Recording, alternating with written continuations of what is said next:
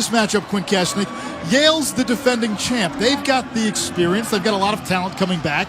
They should be the favorite today, but they're not. Why aren't they? In my book, they are, but a lot of people are so in love with this Penn State offense, and why wouldn't they be? I mean, this Penn State offense is operating at an historic level to the point where people think the Nittany Lions should be favored in this game. It's been a symphony of movement, precision, and spacing. Kark, they're like the Warriors of lacrosse. The clamp. But what separates him is in the rotational facet of facing off. He's got strength and balance with a little flexibility from his background as a highly successful high school wrestler. He rarely uses his wings. He's able to exit to himself. And then, my friends, he's a capable lacrosse player with great stick work, more than ample speed. He's got the mind of a warrior, by far the best Fogo in the country, and his dominance could tilt the possession scale. In the first meeting between these two this season, back in February, Yale won by just 1 goal. The reason they won was pretty simple, Q. It was T.D. Erlin winning 25 out of 31 faceoffs. Yale's the team that relies on that possession advantage. They have a nasty ride when they forecheck. But everything points to this game being high-scoring and fast-tempoed. Andy Shea, very relaxed when we spoke to him yesterday. Back on this stage again. Yale's 3rd semifinal. They're the defending champions. For Penn State, this entire journey this year has been a venture into one brave new world after another. In the first round, they won their first NCAA tournament game. Won in the quarters against Loyola. Penn State's first trip to championship weekend. But when we zoom out and show you this crowd, there is a lot of white in the stands. The largest alumni base in the country has made their way to Philadelphia. T.D. Erlin and Gerard Arceri, and Erlin wins the opening faceoff. No surprise there, and Yale will go to work first. At brandow, 41 in blue. More goals and points than any other Yale freshman in school history. Don't sell this offense short. One of the tops, nearly 16 goals per game. Staccato ball movement, player movement, depth of scoring. Colby Kanish, the junior, a 3-year starter in the cage for Penn State. Only 10 of 24 against Yale in the regular season. Eli's win against Penn State this year. The only loss the Nittany Lions have suffered, but they've won 13 in a row. Here's John Danigelis, the senior captain. Nice pass, and a shot and a score from Jackson Morrill. That's career point number 200. And it's the first tally of semifinal number 2.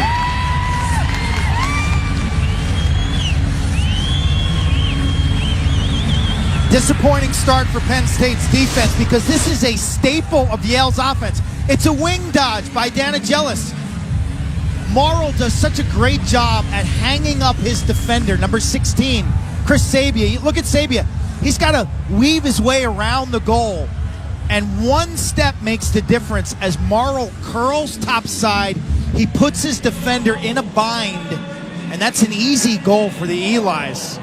It's not just the one more step, Quint. The movement of his feet the entire time and the anticipation to get upfield to increase that angle. Kid's money from that spot. And he is, as a junior, one of the all-time greats already at Yale. He's got a national championship.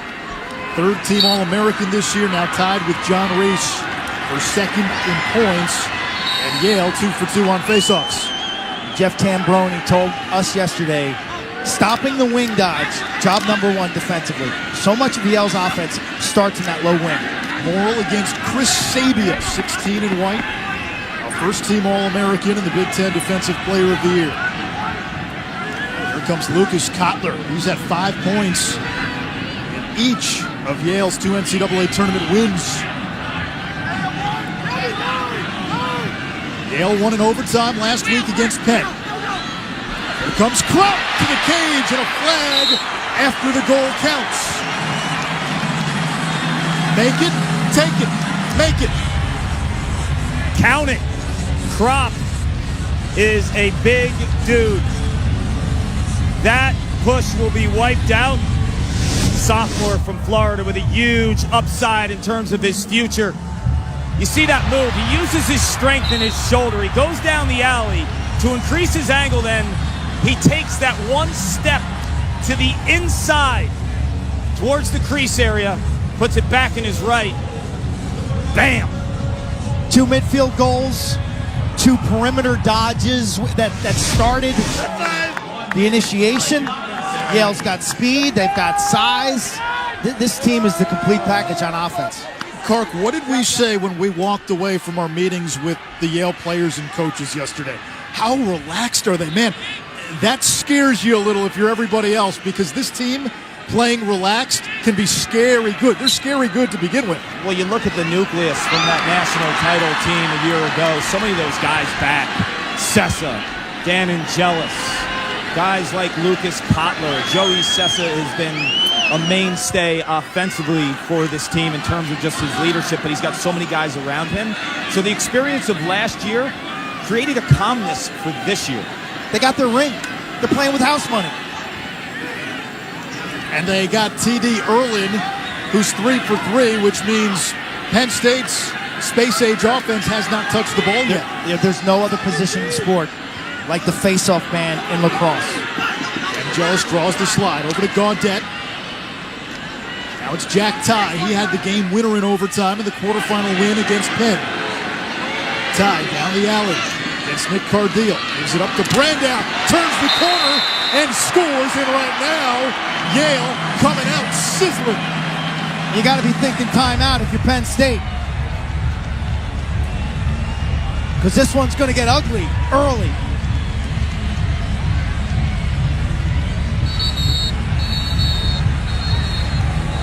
A timeout by Jeff Tambroni. Penn State's maiden voyage to championship weekend. The large alumni base in the greater Philadelphia area is here. They're quiet early because Yale has played the music so far. They've won every faceoff. Penn State hasn't had the ball.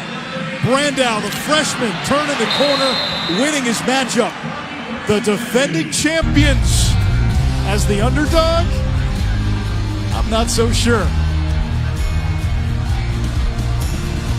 Knows him as a Penn State midfielder, and Chris Hogan is with me right now with his wife Ashley. And Chris, this has been an amazing run for Penn State, and you played on some great teams with some great players, but you watch these guys every week. What's this experience like for you?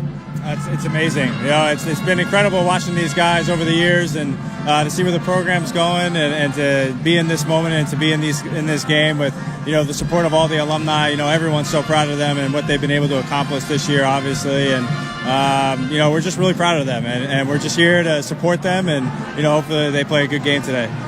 When you were at Penn State, you actually didn't play football. You were a lacrosse player. When you play football today, what influence does the sport of lacrosse have on you? Oh, it's huge. It's where I came from. It's what I did, you know, all throughout college, and it's a big part of my life. I met my wife. You know, she was a lacrosse player, and you know, to this day, you know, I love the sport and I love where it's going, and I just, you know, love being a part of it. Is it true that Ashley was actually the better lacrosse player? Ashley, what's your response to that? Definitely. Chris, when you watch this offense, what separates it from the rest of college lacrosse in your mind? Just watching these guys work together. They all have just incredible stick skills, and the way that they're able to move the ball and to use all their strengths. I mean, it's fun watching these guys play. They're explosive. They can score fast, and you know, that's why they're able to put up a lot of points, you know, throughout the year, and just exciting to watch. Well, it's great having you here. We're going to let you enjoy the rest of the game, and good luck in your next endeavor playing wide receiver for the Carolina Panthers. We know you're going to crush it, bud. Thanks, man. Appreciate it. Chris Hogan, first offensive possession for Penn State. TJ Malone, the freshman, whiffed. Bodies flying. Yale comes away with it, and a transition opportunity. Shot by the long pole. It's a save, and Kanice digs it out from the side of the net. There's a long outlet. Now Penn State coming right back. Grant Ament, 91 assists. That time fires wide. Penn State has the backup. They'll go back to work. Amen's a finalist for the Tewaaraton Award, the Heisman of Lacrosse. T.D. Erlin, the face-off man for Yale, also one of 5 finalists for the Tewaaraton. Jack Kelly now, 40 goals as a midfielder. Draws the slide, looking to punch it inside, and that's going to be a turnover. Good start for Yale's defense. What makes this Penn State offense so lethal? Well, 2-man games, off-ball movement. They can hit you from different directions. Constant read and react and motion concepts put a lot of pressure on all 6 parts of your defense.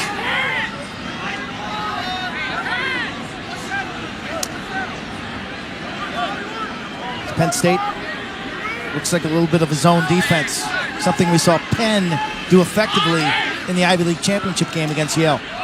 Now Sessa, Joey Sessa, 5'5" senior, part of that first midfield. Over to Jack Ty.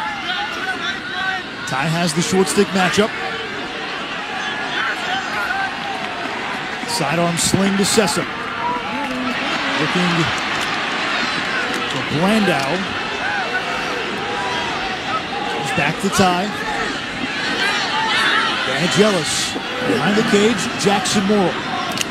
Feeding right on the crease to brandow. Yale with a 4-0 lead. A perfect start for the defending champions.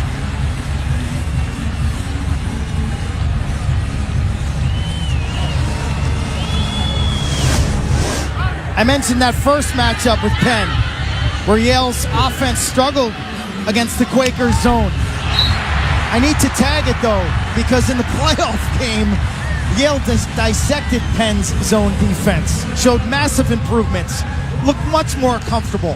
And how about this freshman, this kid Matt Brandow?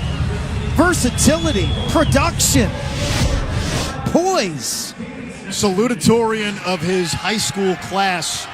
He actually had to score and shoot on his twin brother, Chris, who started the first round playoff game this year between Yale and Georgetown. Chris, the goalie for the Hoyas.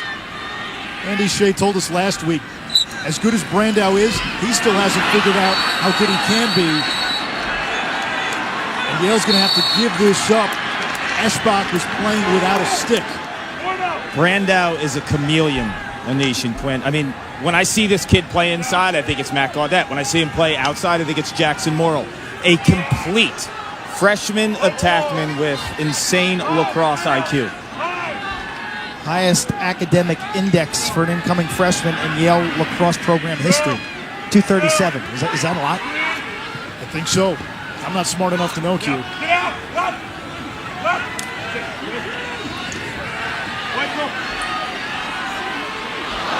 come the Nittany Lions, and we get a flag down on Penn State. Yale's playing tight perimeter defense, trying to make the Nittany Lions beat them off the dodge. Blue 42, 30-second holds. Now this actually will be on Yale. It's Brian Ward against Matt Donnelly. Gets him right in the head. Yeah.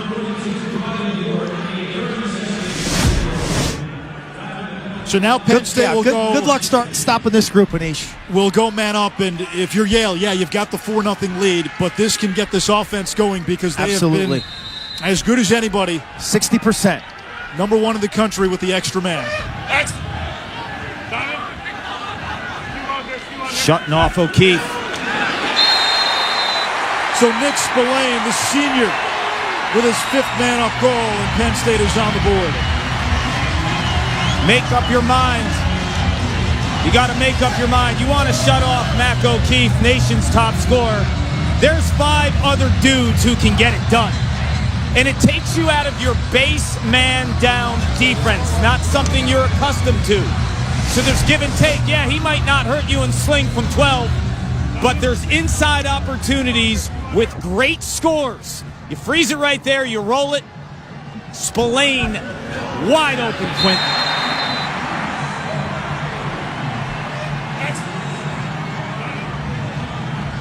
The shutoff creates a little bit of a lane and leaves Will Weitzel 10 10 and White in a tough spot on the far side of the field. Erlin at the faceoff X for Yale, and Penn State already using its third different faceoff man. It's Kevin Fox, senior out of Annapolis, a long pole. Quinn explained the strategy in putting a long stick at the faceoff X. Right here, this portion of the faceoff. Admitting that TD may win the draw, but we'll chase him down. We'll force him into some turnovers. We'll harass him on the ground ball. Did not work that time. Jeff Tambroni told us. He said we may use as many as half a dozen faceoff men. I looked at him like, you're crazy. But this is going to be a team approach to trying to take down TD. Yale turns it over. Tambroni's goal for today was to wear down TD Erlin. Just throw an army of different people at him, and by the fourth quarter, you want to get him tired, where then maybe you can win some of those draws, and if it's a close game, that's your opportunity. Similar approach last week against Pat Spencer. Here comes Spillane. Dumps it back to Ament, who assisted the lone Penn State goal. 92 assists for Ament. Nobody else in the history of the sport in the NCAA era has ever had 80. Not much on that shot by Spillane. It belongs to Yale. On a shot that goes out of bounds. The team closest to the ball gets possession. An 80-second shot clock begins on change of possession, and then you have 20 seconds to get it across the midfield line. That's a clear. Yale is able to clear. They'll now go to work offensively. Brandow against Nick Cardillo, 43 and White, grew up on a mushroom farm. 6 cats on that farm.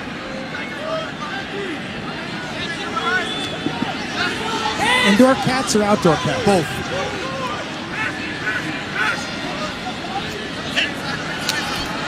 Matt Gaudette with a rocket. He was the most outstanding player of Yale's championship run a season ago. This is beyond concerning. Penn State, welcome to championship weekend. They got to snap out of some uncharacteristic. There's the shot. It's deflected out of bounds, but Starr runs it down. And then at the defensive end, Penn State's just a little flat-footed. You know, they're in a zone defense. The rotation right there is a half beat late. And Yale has got weapons everywhere. You give 44, Matt Gaudette, some sniff, basically time and room. He's gonna find a corner. Kark, we asked Andy Shea, Yale's coach, yesterday, because of how explosive Penn State is, do you slow it down offensively, play late into the shot clock? And he said, yeah, that's not who we are. Not at all. If you watch them play all season long, they've been at the top echelon in the nation in terms of shots per game.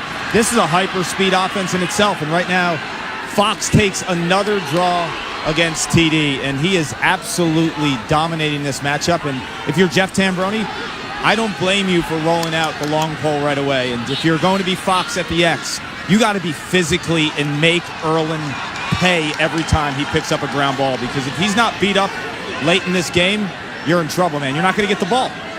It's already 5-1 Yale against a Penn State team that has scored 46 goals in the first 2 games of this tournament. Only one at the 6.5 mark of the opening quarter.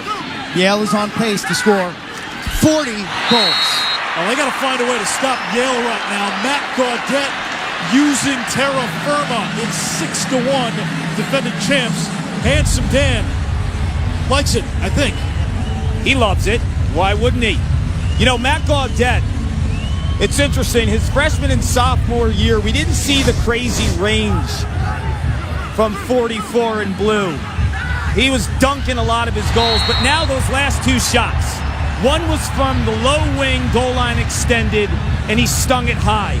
This time, Knies thinking high, uses the earth. Matt Gaudette, last year 10 goals during championship weekend. He was the most outstanding player of the tournament. Got 4 in round 1, a hat trick against Penn in the quarterfinals last week.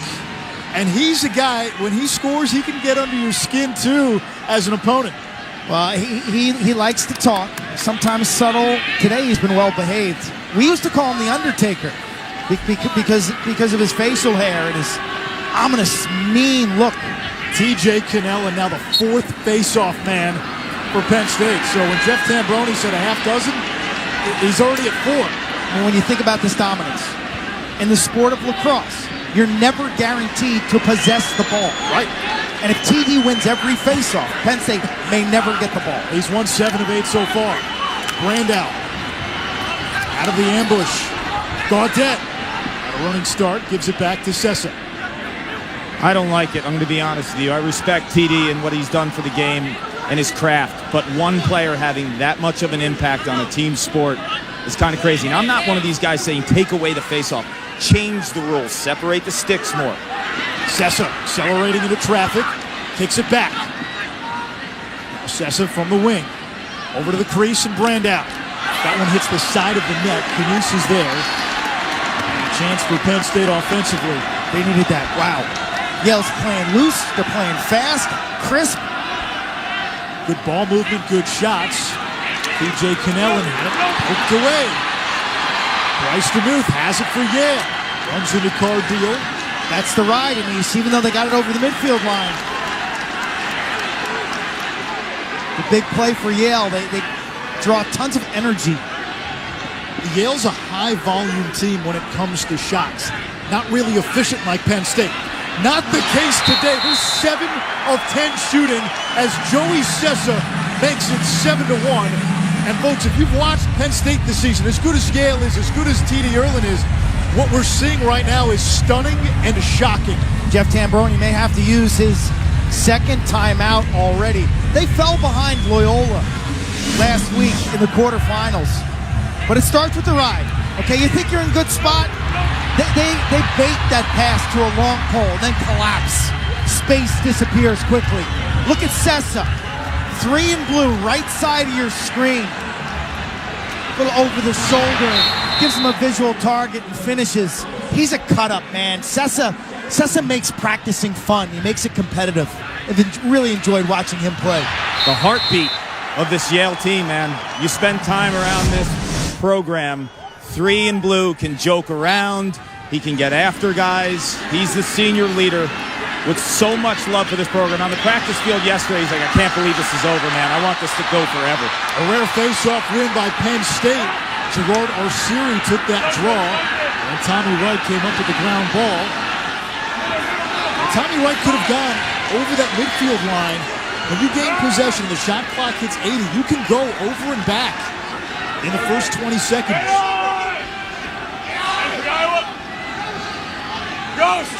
Just have to have it in the offensive half when that shot clock hits 60.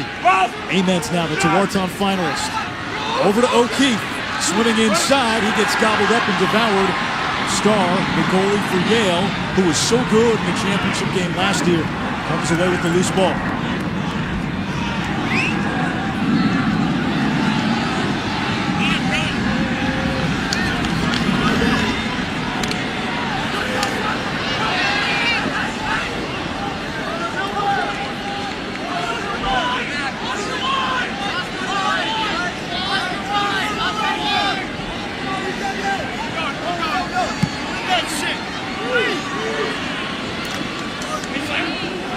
Seven 1 Yale. Danagelis gets free. Draws the slide. Danagelis with a rocket. It's 8-1. It feels like a rerun of last year's national semifinal when Yale Amtrak'd Albany. Single captain of the Yale lacrosse team, John Danagelis. He is a big dude, can soak a check, can get to the rack. And you look at the leverage game, they're not pushing him out, man. That is just straight up Yale lacrosse beef. Winning every matchup on the perimeter. Canice gets a piece. Everybody eats for the Bulldogs.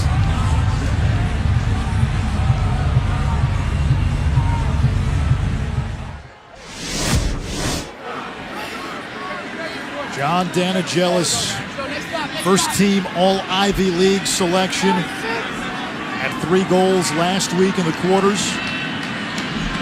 As Arceri and Erlin do battle one more time.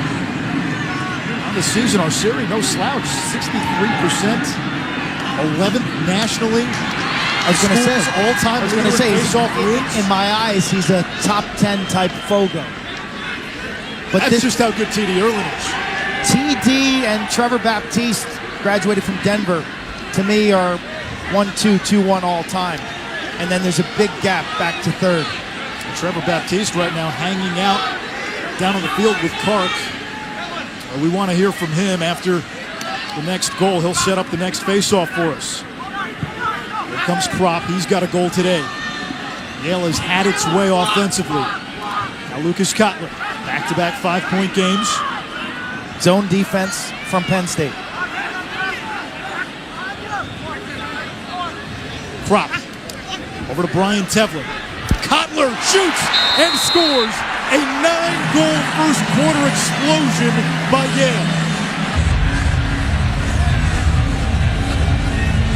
Grant Damon, Mac O'Keefe, spectators.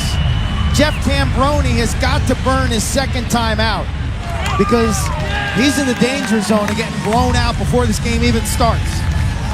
Down to Kark with the greatest face-off man of all time. That's right. They call him the GOAT for a reason. The only face-off guy ever to be a 4-time first-team All-American in 2015, led Denver to a national title. Trevor, what are you seeing at the X today?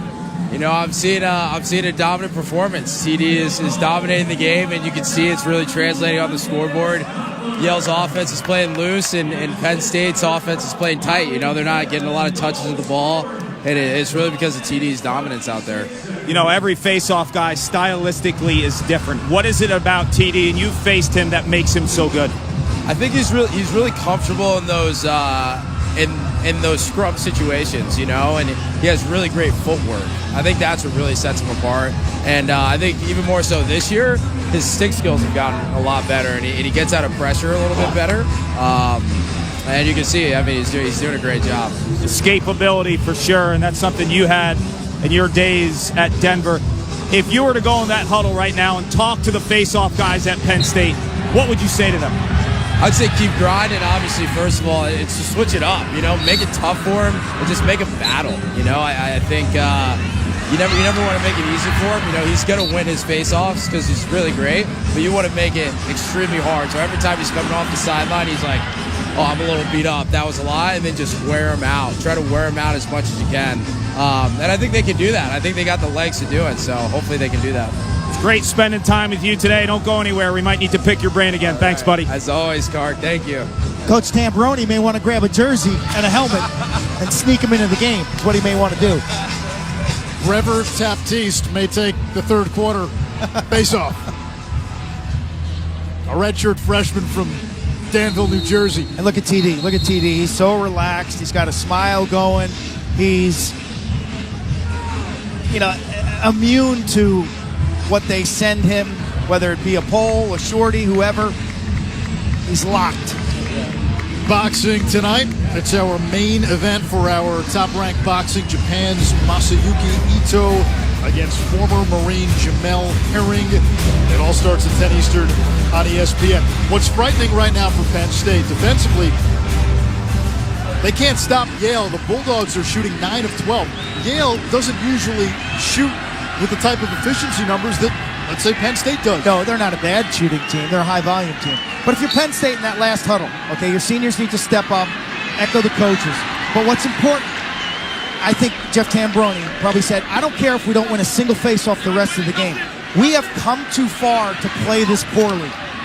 Morrill gets knocked backwards, and now Yale will have a man-up opportunity with 2:18 to go. It just continues to snowball for Penn State. We may go down here as a team, but it's not going to be because we didn't try. We're dealing with championship weekend. In the 90s and 2000s were difficult. We had very few teams who could show up at championship weekend and perform well. That changed in recent history. We saw Loyola. We saw a Carolina team that had no recent history do well.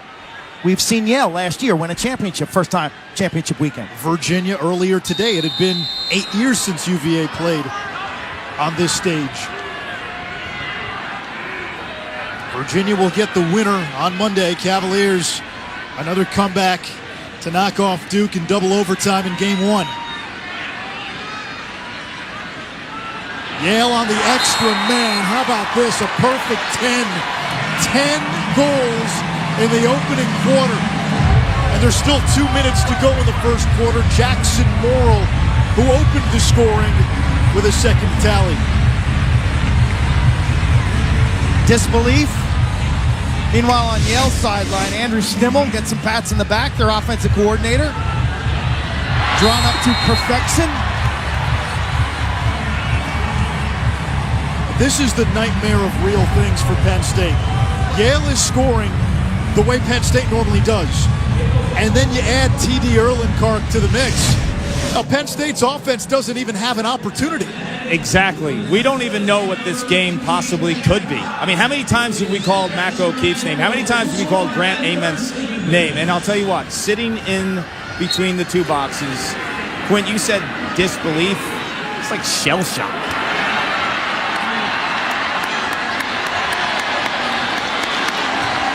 The good news is if Penn State can get enough possessions, there's hope that they can score. Well, see, you got to get it across midfield, and you've got to be able to clear. And Penn State turns it over. That's catastrophic. You finally win a face-off, and then you turn the ball over. But I will tell you, if you're watching this game, in the first round, Yale absolutely dominated Georgetown. Won every single face-off. The score was 7-1 at one time. Georgetown chipped away. And Georgetown ended up making that a 19-16 game as we got a flag down near midfield.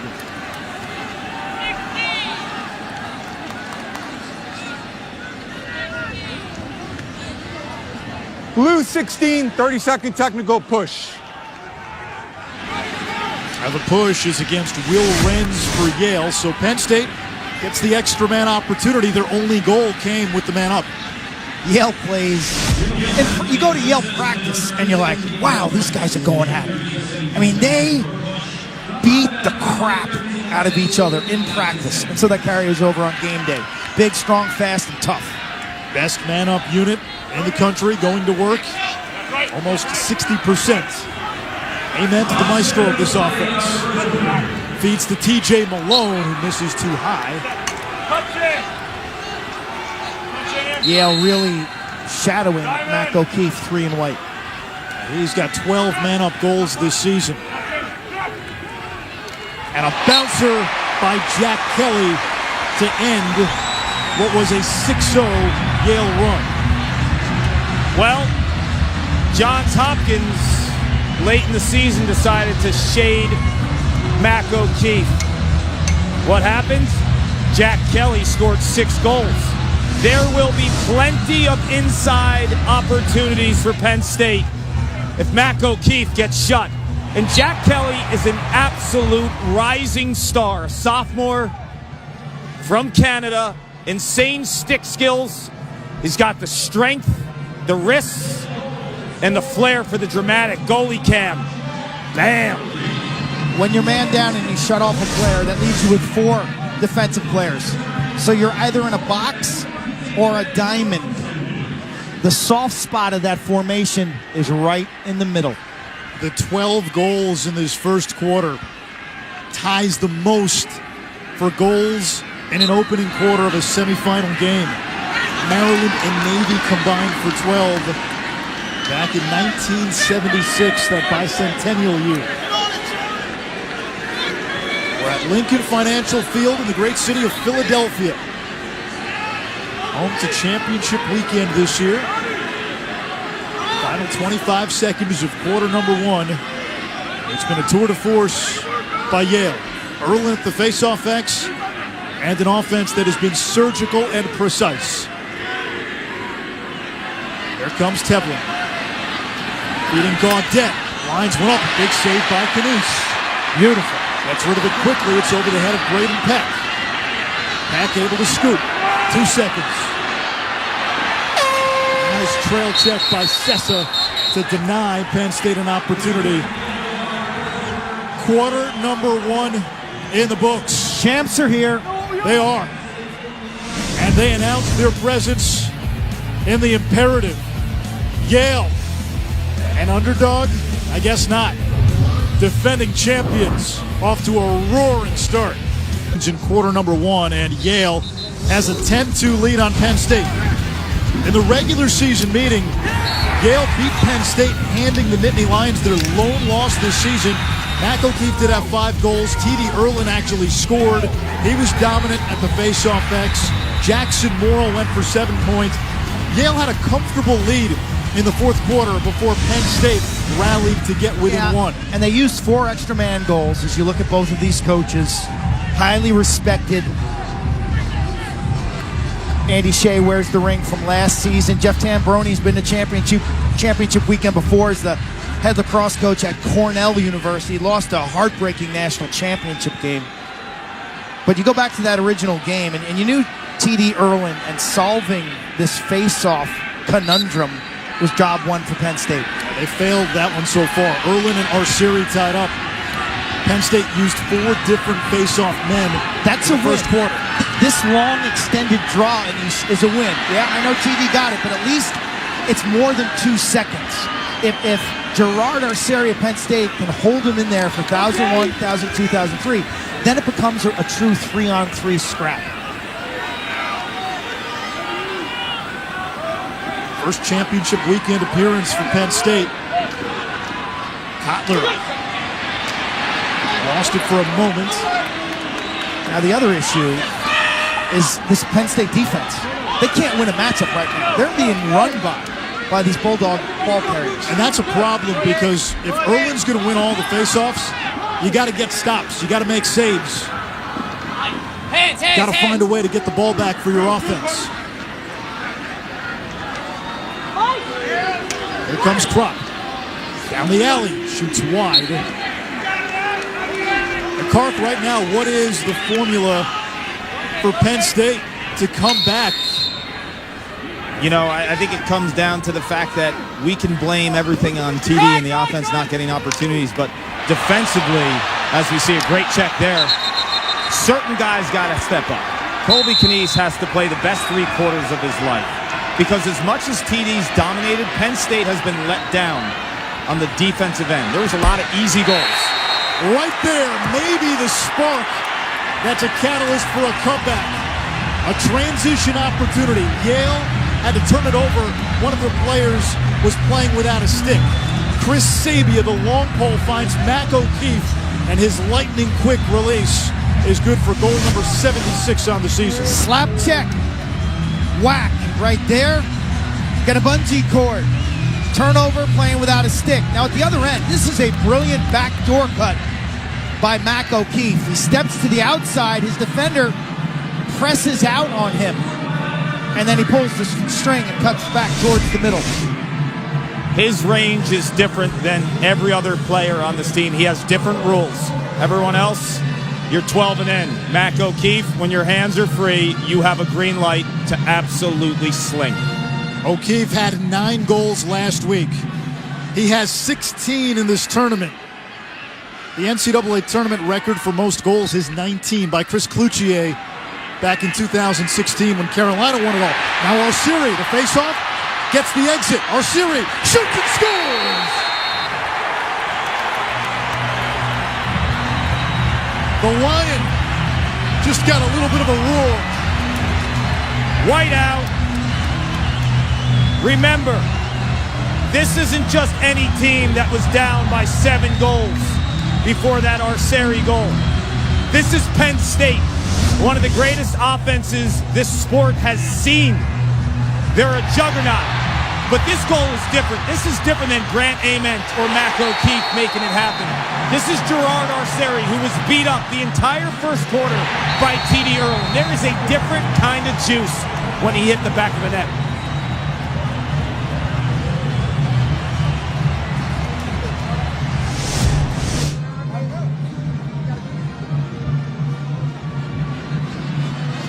Arceri's favorite book is The Great Gatsby. And There is this metaphor in The Great Gatsby of the green light at the end of the deck, a symbol of hope.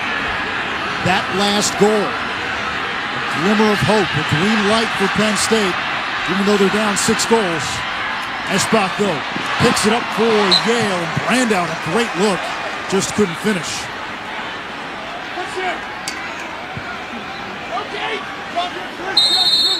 TD's gas, guys. Just walked by me. I mean, this is a lot to ask, too. Can he hold this momentum for 4 quarters?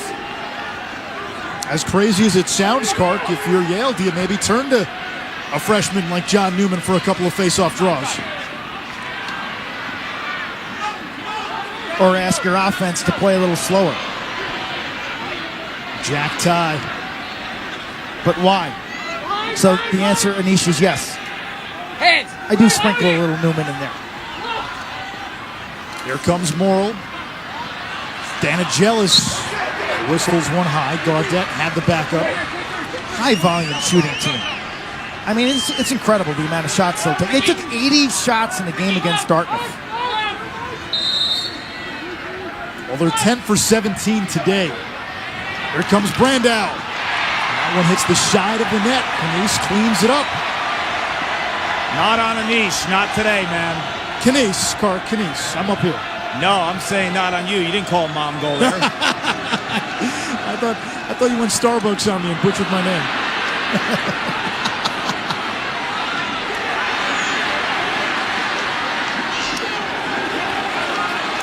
You can just see body language from this Penn State sideline, from their players, the way they're handling the ball, the way they're communicating. They've settled in, okay? It's quite a head start they've given. It's a 6-goal head start, but there's tons of lacrosse time left. Here comes Kelly. Now O'Keefe. Not a threat with his right hand. Lethal with the left. Over to Nick Spillane. Ament now the quarterback of this offense. Finding O'Keefe. Ament to O'Keefe was good for 6 goals last week. And O'Keefe found the left hand free. And don't look now. That's 4 in a row for Penn State. Love watching this kid shoot, Quint. Love it.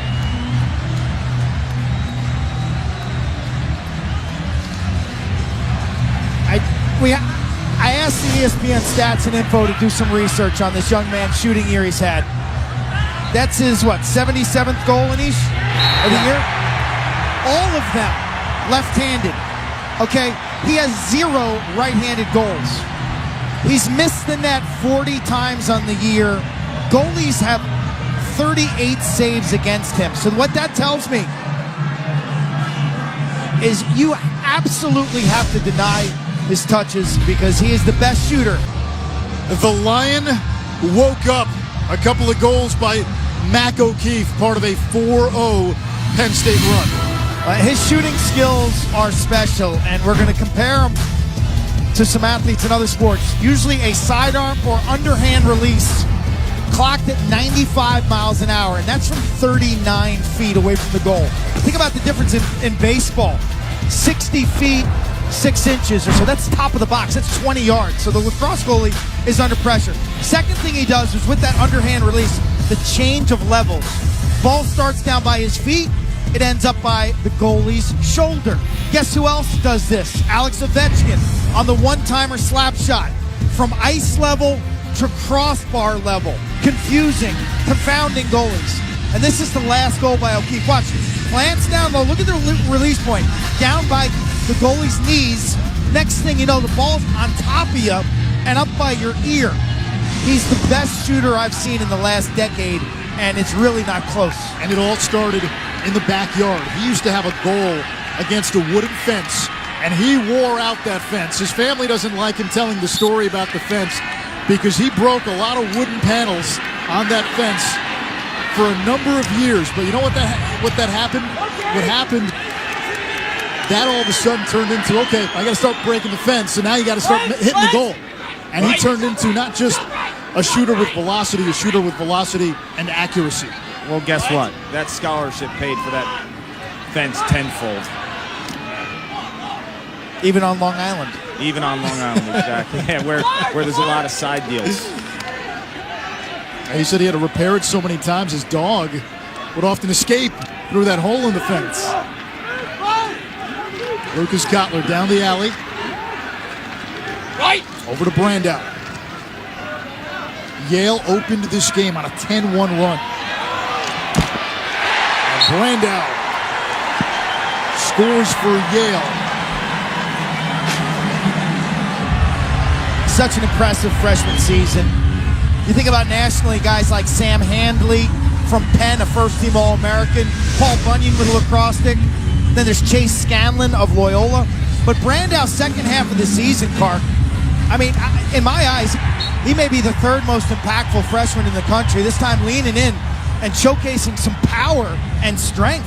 And you can argue what he's doing for his team is a lot more valuable than maybe any other freshman because of all the roles Brandow plays. When you think about Yale lacrosse and you think about the dominance over the last few years, Ben Reeves won the Tewaaraton and a national title. Matt Gaudette was the national championship MVP last season. Brandow has crushed all of their freshman scoring records.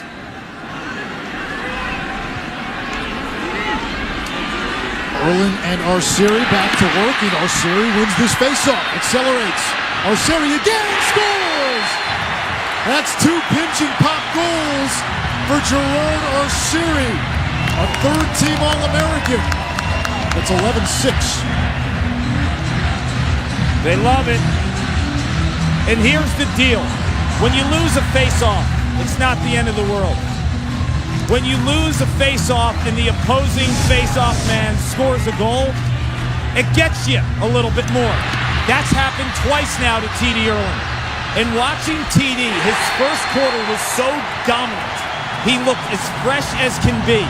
I'm telling you, he's huffing and puffing, and this is not an easy task. Coach Jeff Tambroni said we're going to throw so many guys at him, wear him down. Gerard Arceri started his career at Penn State 2 years ago with amazing statistics to back his big-time recruitment. He's grinding right now. 4 for 13 today. It's a 5-1 Penn State scoring run. He's making it a battle. Yale able to win this one. Danigelis all the way. On the doorstep, Gaudette, he drops it, normally sure-handed. Sabia all over him, a turnover by Yale, Penn State ball.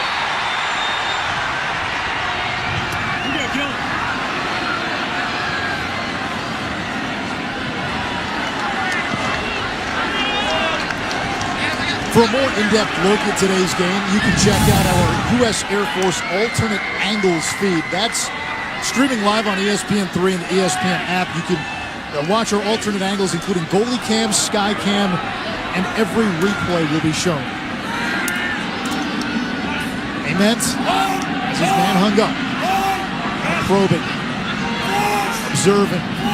This is slow death for a defense. Ament snakes around and scores. This might be first to 20, Q.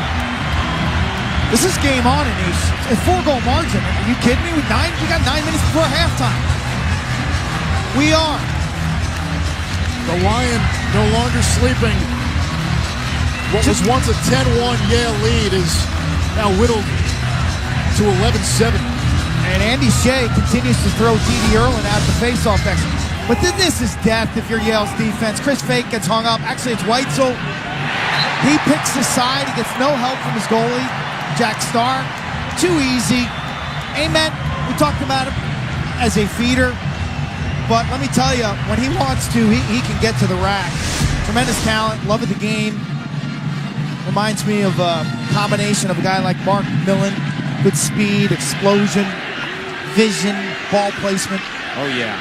When you look at Amen's first step, it kind of separates himself from other attackmen. So when you have a guy hung like that, when that guy just hedges a little bit, his first step is too quick to get the goal line extended. And I'll tell you what, man, he is an absolute lacrosse rat. I spent time a couple weeks ago with Grant when I went to Penn State. Gave him a haircut, watched practice, spent the day with the seniors and him. He's an unbelievable kid, man. He's such a leader for this team and an amazing lacrosse player. Just a selfless individual that wants to put Penn State on the map. And when he decided to take that leap of faith to a program that never won a playoff game with Jeff Tambroni, the belief there to come here to championship weekend in front of his hometown means a lot to this kid. In his 6th grade yearbook, he wrote that he wanted to play lacrosse at Penn State. And he's put up a season for the ages. With 2 assists today, he has 93. He's got 121 points. Single season record is 128 by Lyle Thompson. Within reach if Penn State gets to Monday. Penn State's back to a man-to-man defensive scheme. Morrill.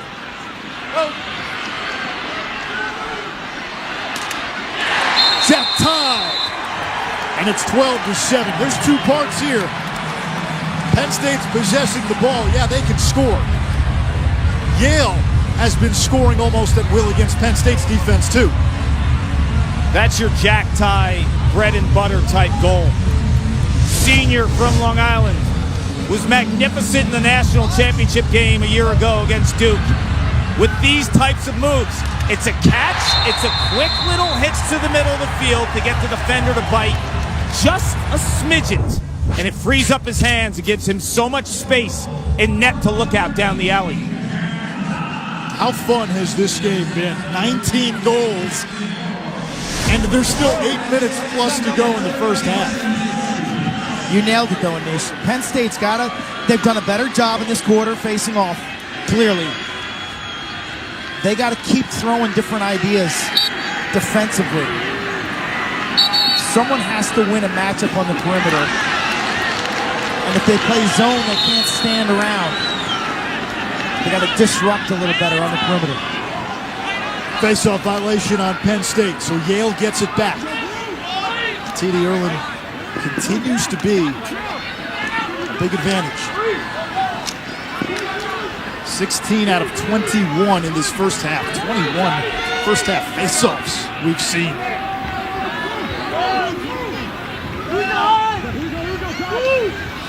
Here comes Dan Angelis. Beats Burns. Feeds the wing. Comes back behind to Brandow. Now Gaudet. Lucas Kotler, 10 points in this NCAA tournament. Kotler shoots on the run. Saved by Kanice.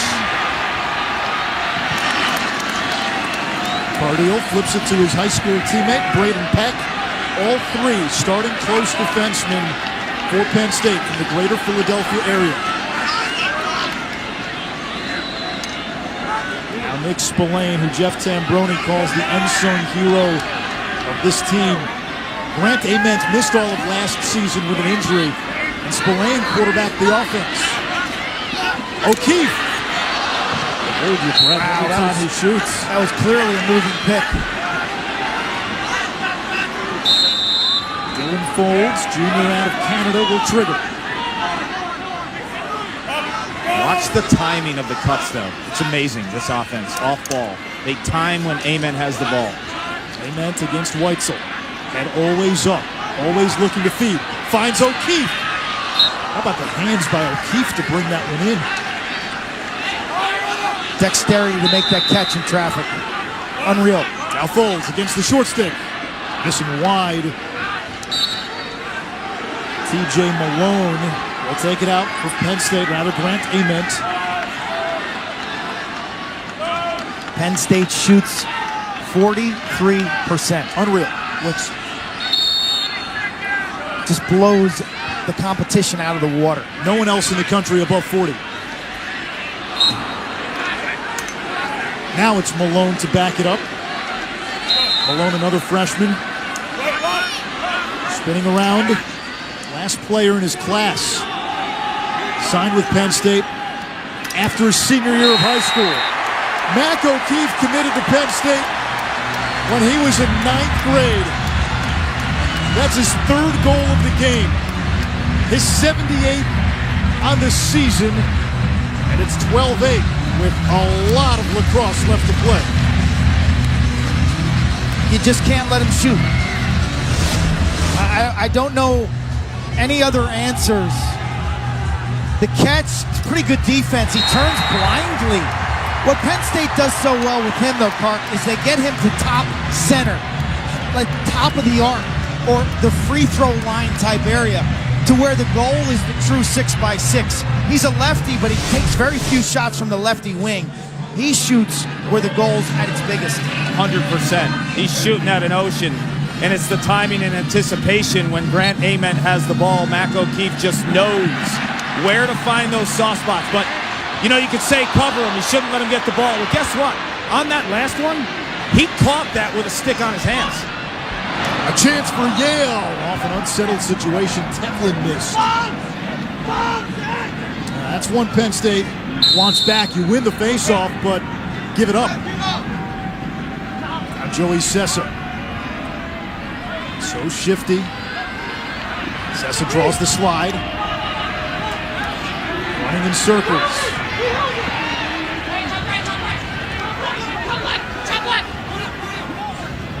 Brandow's got the short stick matchup. Brandow backs his man down. With a bounce shot saved by Kanish into the air. Ty comes away with it. New 80-second shot clock for Yale.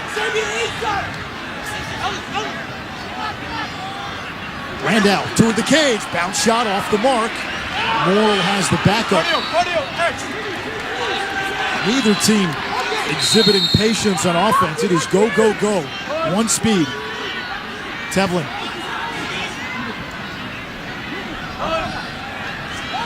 Teflon, left-hand bouncer. Quint, as a former goalie, what have you gleaned so far from how this turf is playing? Ty, backhanded shot's not there. Shooters feel, especially from the outside with high bouncers, that the shooters can work and they can get a skip to the top portion of the goal. Meaning, as a goalie, you can't just rely on your stick. You got to get some body, some shoulder, some, your face mask, your head. You really got to move side to side because the unreliability of that bounce. If you're a goalie in this game, it must feel like you're defending the Alamo. Well, that's fine, though. High-volume games are fun to play in as a goalie. Sessa, Gaudette. Tried to give it up. Comes back to Sessa. Honestly, Anish, it's a lot more fun to play in this tempo than it is a 6-5 game or a 5-4 game where one mistake is catastrophic. Sabia checks it away from Ty. Shot clock at 15. Long possession here for Yale. Morrill around the bend. Trying to feed inside. Flag is down as Morrill goes down. Yeah, he got lit up after he released the ball. But that's a real positive flurry for the Penn State defense. The best we've seen from them today. It is, but it's deflating as well because there was only 7 seconds left on the shot clock. So you're playing great defense. It was a reset at 80. You hunkered down and then you fell with only 7 seconds left. And we talk about Penn State's offense as one of the greatest we've seen. This Yale offense gets shots off at will. 28 shots already. 4 minutes and change left in the second quarter. This unit is relentless. Anish Shroff, Quint Keshnik, Paul Carcaterra, who celebrated his birthday yesterday. Happy birthday, Paul. Thank you, Anish. Way to go, Kark. Tomorrow's an off day, so if you see Kark tonight, look out. I love the sign that Kark's 2 kids made for him. Man-up chance here for Yale. Gaudette dropped it. They got trouble getting him the ball at times today. I mean, all things considered, if you're Penn State, you played a really good second quarter. You did. And you took what was one of the worst early game scenarios that we've seen in championship weekend history, down 10-1. And this game is manageable. This game is winnable for Penn State. We've seen, Kark, throughout the years, the new team at championship weekend, usually after a bad start like Penn State had, they don't recover. No, you're right. Remember Loyola, Pat Spencer's freshman year against North Carolina. Albany last year. Yes. But they didn't have the sea of white with an entire stadium behind them.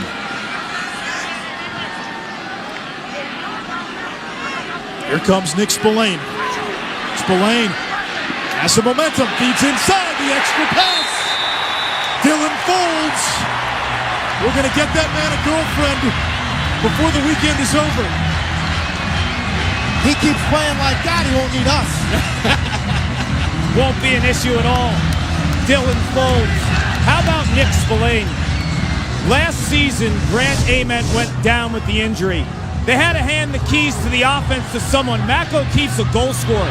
You need a guy who can distribute the rock. Now you put him back at the midfield. You got balance. You got Ament passing behind. You have Spillane up top. And you have Dylan Folds, who will have no trouble when he goes back to Canada finding a girlfriend.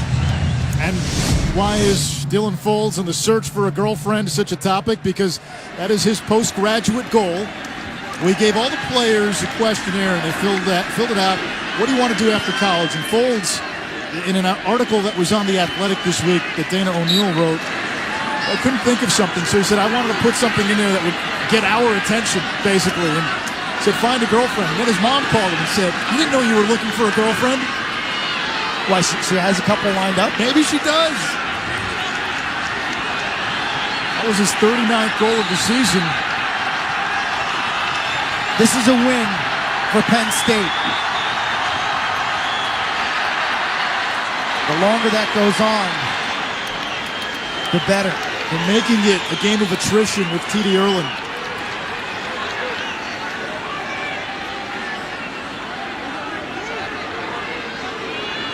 It's 12-9 now. Did Yale miss the window on where to potentially rest T.D. Erlin? Yes. They also missed the window of delivering a knockout punch. But is there a knockout punch against Penn State, a team that can score the way they score? Kropp has the stick knocked out from his hands. All the momentum in this crowd right now behind the Nittany Lions. Peck has a trail checked away by Tevlin. Those hurt. Those hurt. Brian Tevlin, 12 in blue. What a story. A young man who missed 2 games this year after having surgery to donate bone marrow. He's going to save somebody's life. Alert! There is Tevlin, 12 in blue. Sophomore from Livingston, New Jersey. Political science major. Registered when he was in high school. Skip past the cut. It's a save by Kanice. It belongs to Penn State. Cardile was closest to the ball where it went out. Can you imagine if Penn State gets to within 2 or even 1 before halftime, given how this game started? It was 10-1 Yale at one point.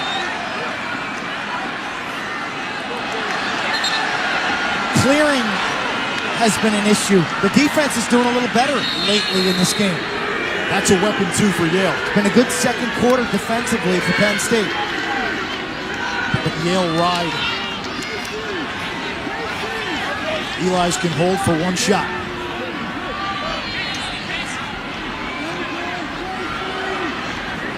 Penn State's dodge, just a gigantic bullet. The biggest we've seen. Down 10-1, regardless of what happens here.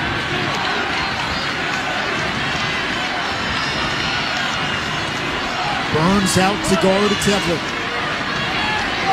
15 seconds now. Tevlin will go. Streaking to the cage. Over to Morrill. From behind. Gets the pick from Tevlin. Morrill against Cardile. He knocks it away. It's on the turf. Morrill slips. And the first half ends. Oh, you like offense and some violent pendulum swings. You got it. Yale jumped out to a 10-1 lead. The champions flexed every muscle. And then Penn State, the #1 seed with this historic offense, responded to make it a 3-goal game going into halftime. Kark. Coach, you're on pace for almost 60 shots. Where have the teams been offensively? Well, when we get the ball early in the offense and we get it moving a little bit, you know, we're getting pretty good looks. I think the end of the second quarter, it dried up for us a little bit. We got to keep the foot on the gas. What do you need to do to get that going again? We got to play fast in transition, and we got to play at our pace. And I don't think we were a couple of those possessions. We got to keep going faster. Penn State leads the nation in goals per game. What's the biggest concern defensively for you in this second half? I mean, we've been backdoored a couple times, scored 2 off the face. You know, we got to play a little smarter, and we got to get a couple more saves. Thanks, Coach. Thank you. Yale could not knock out Penn State. And here come the Nittany Lions, because they played a great second quarter and game on. I mean, this thing looked over. It is far from over. It's just getting good now. I got a new cup of coffee sitting right in front of me. This game, though, supplied all the caffeine you needed in that first half. You freeze it right here. You see the defense is slow with their 3 men. They're slow to slide on the face-off man, a guy with quote-unquote inferior skills. Well, Gerard Arceri did that twice. Mac O'Keefe, freeze it right here. You'll see top part of your screen. Mac O'Keefe does such a wonderful job right here with a backdoor cut. His defender is pressing him on the perimeter. He pulls the string, cuts to the inside, and twice Penn State scored in transition, and that is extra for a team that is so efficient in the half-field sense. Let's check in with Kark downstairs. Well, Nish, when you're getting dominated at the X, you better be clean in all other phases of the game, and that's what Jeff Tambroni just told me. He said they haven't cleared the ball well. They haven't found those opportunities in the middle of the field to win the ground ball battle. They feel like they could wear TD out if they continue to throw multiple guys at him, but they have to be clean. They have to be better on defense, communicating. He also felt the second quarter, their offense came alive because they shared the ball much better than the first, where there was a lot of standing around one-on-one play. This offense is predicated on hyper-speed ball movement. Couple of stats that jump out. 1, face-offs. TD Ierlan has taken every draw for Penn State, or rather for Yale. Penn State, 4 different face-off guys used. Time of possession, big difference in Yale's favor. How does that affect Penn State's defense late in the game? How will TD Ierlan hold up when we get into the fourth quarter? Yale wins the opening faceoff. The Nittany Lions defensively have not been able to stop Yale. 12 goals for the Elis on 29 shots.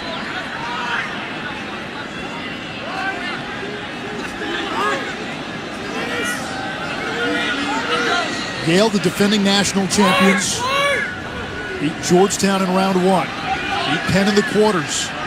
There's Sessa. Down shot saved by Camus. It'll stay with Yale. New shot clock. Bulldogs have lost 3 games this season, twice to Penn, and the season opener to Villanova, all by a goal. 2 of those games went to overtime. And Yale, the only team to beat Penn State this year. And they open the second half with a tally to make it 13-9. It's Jack Ty with his second of the game. Subtle little pick on this play. Left side of your screen. Look at Danigelis, 4 in blue. Set a pick. That creates separation. Defensively, you have 2 choices right there. If you're Tommy Wright, you go above that pick and encroach on the shooter's space, or you step behind it. And that's a tactic, Kark, that we see in college and the NBA. Simple little ball pick that creates separation. Absolutely. Veal scallopini, no strike there for Jack Ty. Love that. Oh, I could eat that stuff all day. But let me tell you, too, I felt like the miscommunication defensively, there was no reason to even switch. There was a space there to play the hands and contest.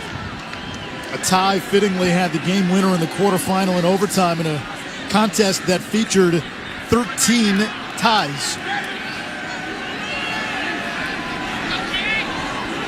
4 of the last 5 games in this NCAA tournament have gone to overtime. Here's Arceri. He's got 2 goals already. Making a hat trick for the face-off man. Okay. I got you, number 40. You can shoot. You can score. Yale might need to change their approach. Talking to Trevor Baptiste, when you get tied up, your wrists are on fire.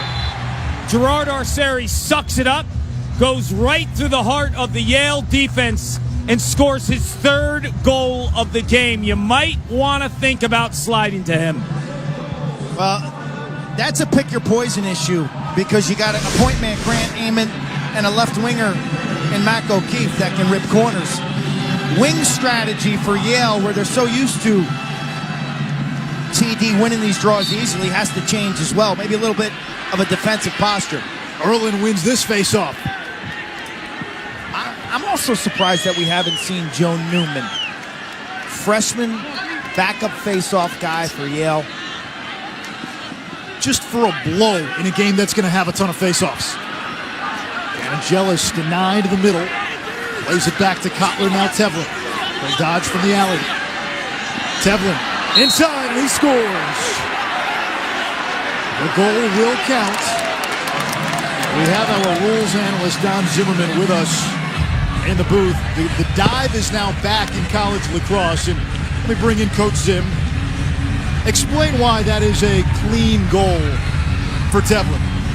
Well, Nish, the dive is all about direction, and that time Devlin got underneath, and when he left his feet, he did not dive towards the goal mouth. He dove away from the goal mouth, which makes it a legal dive, and the ball crossed the goal line before he landed in the crease.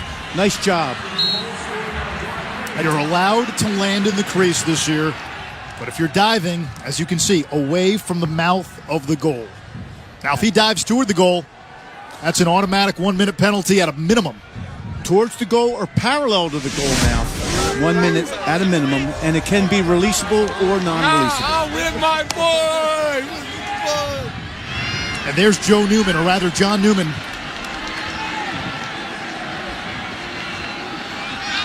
Highly rated freshman faceoff man.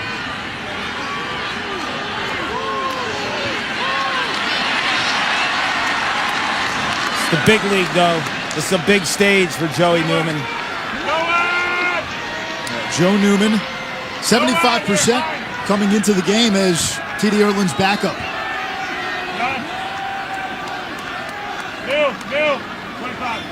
Jack Kelly now. Sophomore out of Canada, a third-team All-American. Spillane, Dylan Foles. That's a save by Starr, loose in front.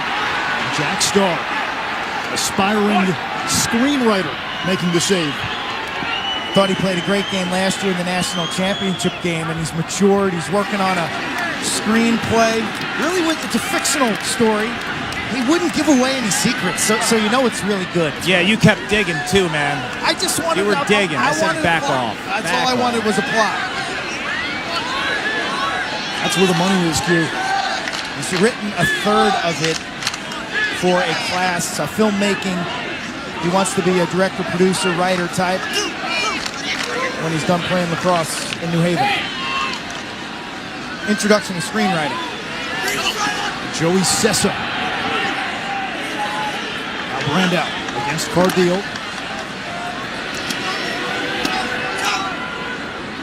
Up top, Jack Todd, senior out of Long Island. Alley dodge. Defended well by Tommy Wright. Sessa toward the crease. And denied by Colby Kinese, junior out of Dallas, Texas. Kinese has grown so much as a young goaltender, still with one more year to go. 36 career wins. The one flaw this year, Penn State hasn't had many close games, but the game's decided by 3 goals or less. He's under 50% in all of them. Matt Brandow just came to the Yale bench area, helped off the field by trainers. And this could potentially be a big loss for Yale as he heads into the medical tent, unable to walk. You see it on the side of your screen. That's a big loss. Kelly sandwiched.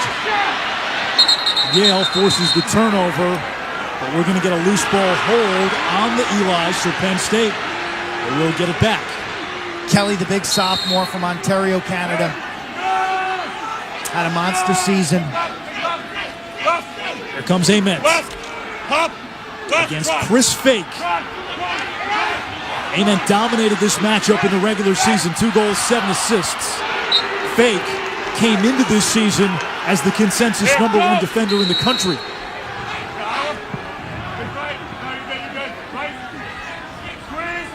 Spillane against Oaken, the freshman, 11 in blue. Drinks olive oil.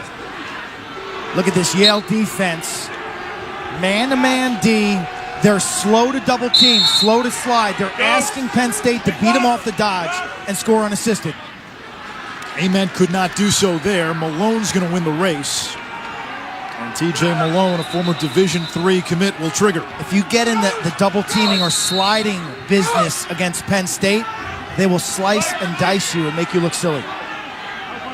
There's Spillane on Jack Oaken. Spillane, left hand free for a moment, gives it up to Malone. It's on the turf. Bodies flying. Knocked out of bounds. Last touch, Yale, Penn State ball. See if they give him the reset or not. They're giving him the reset. Wow. So they'll say possession Yale before Yale coughed it up. It's a big deal. If no possession was gained, then the shot clock would not reset.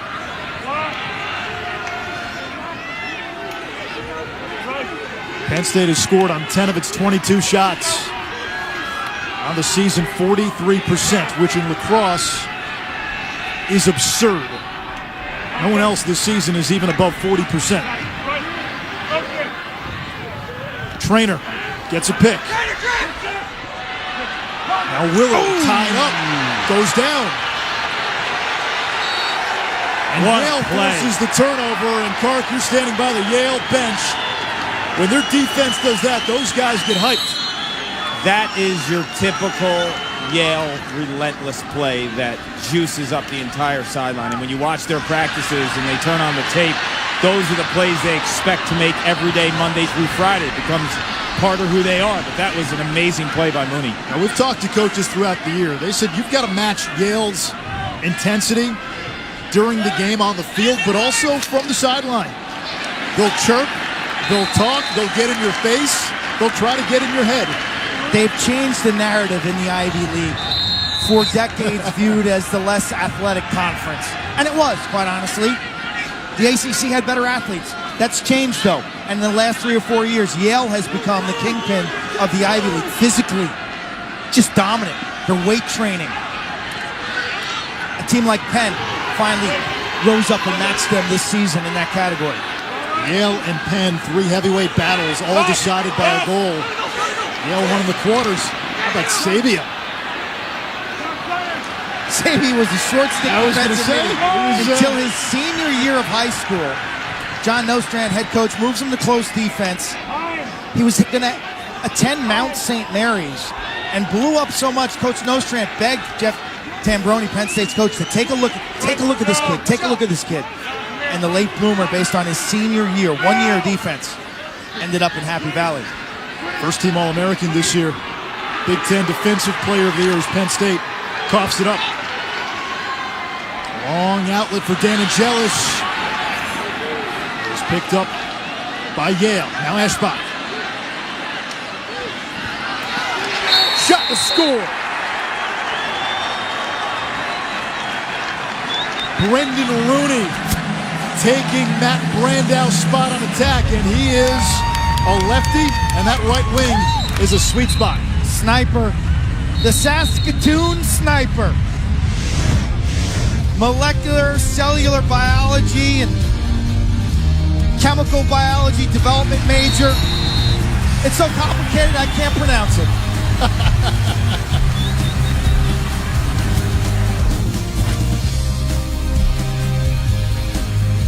You do the surgery.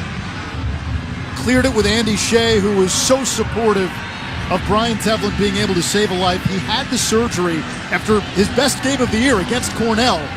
Missed a couple of games, returned 9 days later. And when we talked to Andy Shea, we did that Cornell game, he was head over heels about the character and the person that Brian Tevlin was. And he said, when I found out it was Brian Tevlin, I knew it had to be somebody like Brian Tevlin. And again, donating bone marrow, it's a little bit of a process and it's a surgical procedure, but the end game is you can save a life. Unselfish and a young man true to his word. Lacrosse toughness, it's easy. It's a ground ball. You know you're going to get slashed in the elbow. You suck it up. It's blocking a shot. It's diving towards the end line after a shot is taken. But what Brian Tevlin has done this spring is the true definition of mental, physical toughness.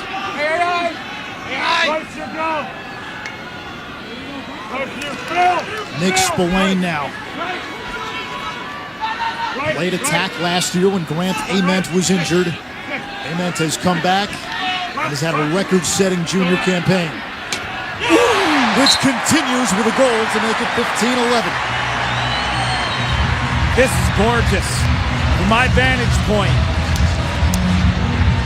I see this play develop. Grant Ament with the shimmy shake, but it starts on the other end. The defense holding it down. Nice check.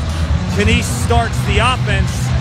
And then watch Ament as he goes one-on-one here with Chris Fate. The hardest thing to do is to shoot near pipe.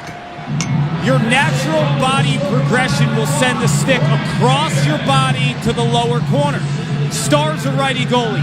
That is unsavable, and the Nittany Lion feels it. Ament told us yesterday that every year growing up, he and his family would watch the semifinals and the championship at their grandparents' house. They'd watch it on TV. They'd see the great stars make these extravagant plays. Then they'd go in the backyard, and then they'd practice them. Now there's a realization, he said, that you're in that game, and you're lining up against the defending champions.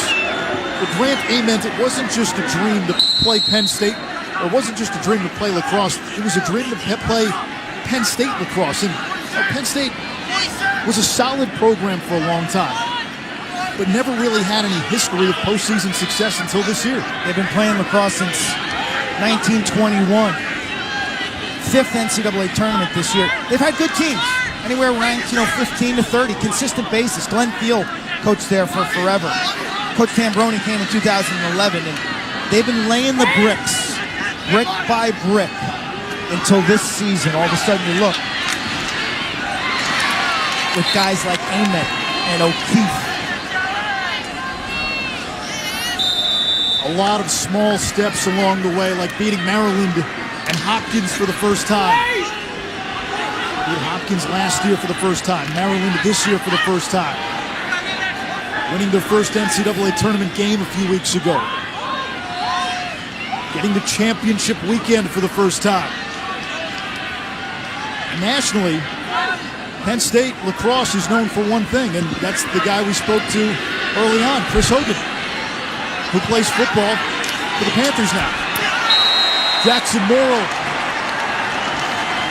second all-time in points, behind only the great Ben Reeves at Yale, and he has extended the Eli's lead to 5. Yale's maintaining a high level of efficiency.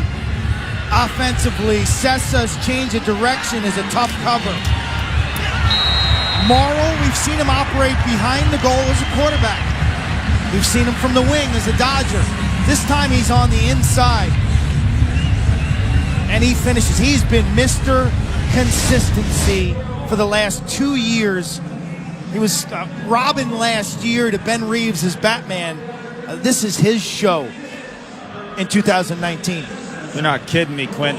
I had my doubts, to be honest with you, that he could play at this level. I knew he was a good player, but last year playing with Reeves, you have so much space because of opposing teams always hedging and showing to Ben Reeves. But as the quarterback this year, he's been magnificent. For Penn State, that's the second time now where they've held Yale late into a shot clock and given Yale an opportunity, whether it was earlier on when they had the penalty or that one with under 10 seconds left. Look at this. Erlin and Arceri, and Kirk, you were saying this is torture on your forearms. It's brutal. And I'm next to Trevor Baptiste right now. What's this motion like for a face-off guy? It's pretty tough. It's a lot of weight in your forearms. You're locked up. But for both sides, are really battling extremely hard. No one wants to give up on a face-off. They're both trying as hard as they can, and they're locked up in there. Yeah, and Quint was saying earlier that even when that happens and Yale wins the face-off, it's a win for Penn State. What's your reaction to that? I agree 100%.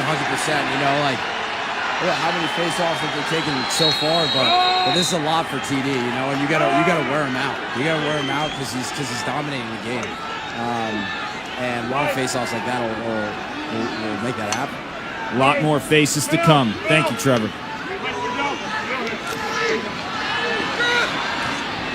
Erlin's taken 28 faceoffs, by the way. Penn State got it because Erlin was withholding. Now Ament directing traffic. Dad told him at an early age an assist is as good a play as a goal. Nobody has more assists in a season than Ament this year. Single season record, 90 plus. O'Keefe saves Starr. I'm not sure Starr saw it coming on the rebound. Penn State scores. The Canadian Jack Kelly. I wish he was my penny stock in the beginning of the year, Quint. I'd be filthy rich. This guy has such a bright future. He reminds me of one of the great Canadian midfielders of all time, Kevin Crowley, who plays for Team Canada and shined in both the indoor and outdoor professional ranks. It's because of his ability to be a cutter. When you talk to Coach Jeff Tambroni, the first thing he tells you about Jack Kelly is how fast he cuts. He knows he's going to get the ball with a feeder like Ament. So he gives a little bit more pep in his step there, but his off-ball play is magnificent. Second chances, something Penn State has done remarkably well all season. They did it last week 6 or 7 times against Loyola. Rebounds, they control, they get the ball to Ament. He finds openings when the defense is scrambling. Kelly in this tournament, 12 goals on 14 shots. He didn't practice yesterday. I mean, it is known he's been battling lower body injury. He's not a consistent practice guy just to limit wear and tear. Erlin exits clean, shoots high. Yale has the backup. Still no Brandow out there, so Brendan Rooney, the lefty, 46, and that third guy on attack, Morrill. Will play it up top. Here comes Tevlin.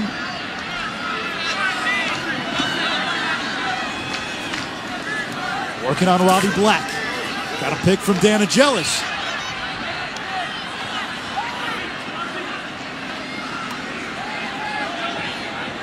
Kotler to the cage. Whoa. And he went flying right into the goal. There is a flag down.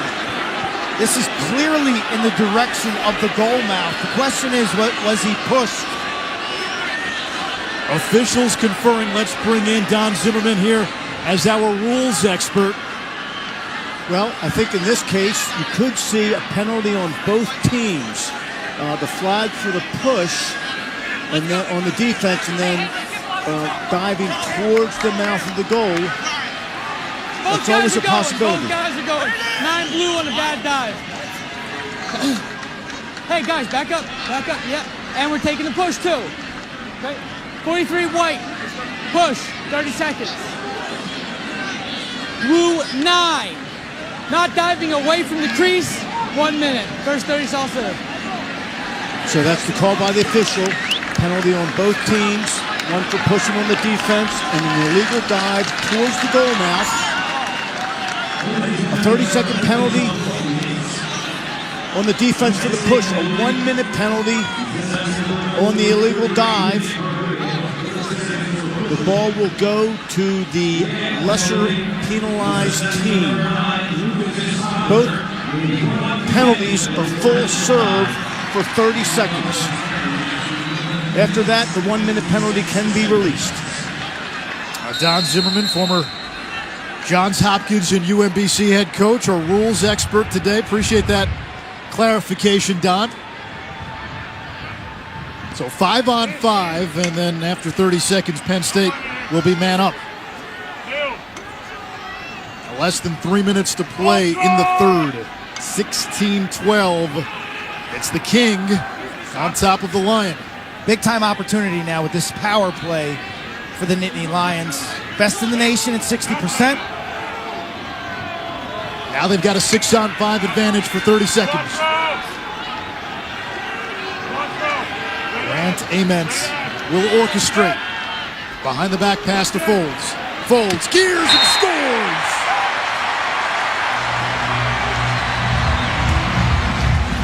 You called it, Jew. That's that man-up unit. That's the best in Division I.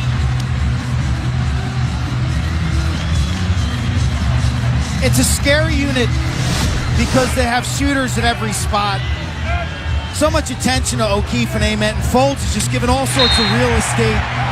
Plants his feet, time, room, bullseye. You know what the deal here is? When you shut Mac O'Keefe off, if Dylan Folds can just get a couple of feet out of his comfort zone there, that high crease will be wide open.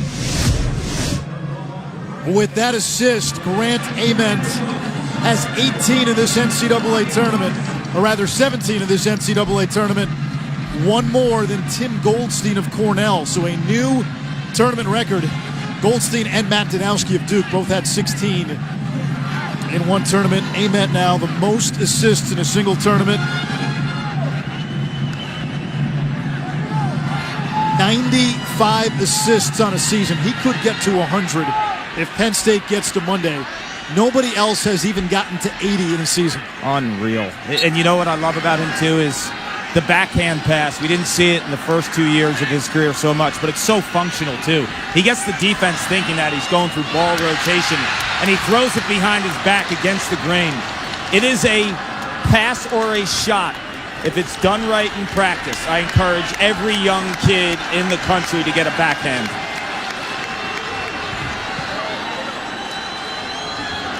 Ament also has 22 points in this tournament, 3 off the record.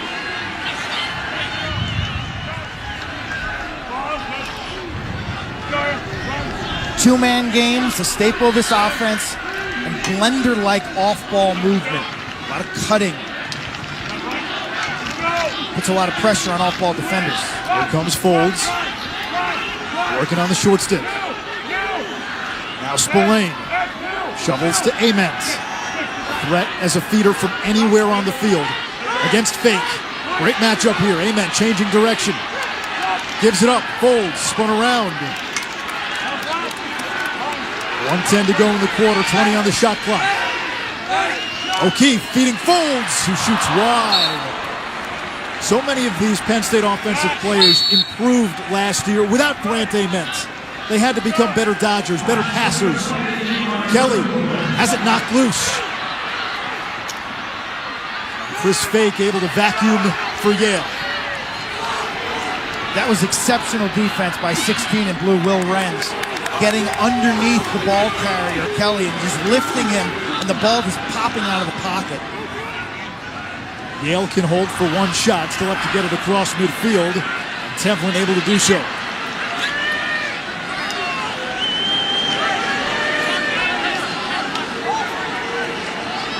Eli's led 10-1 at one point.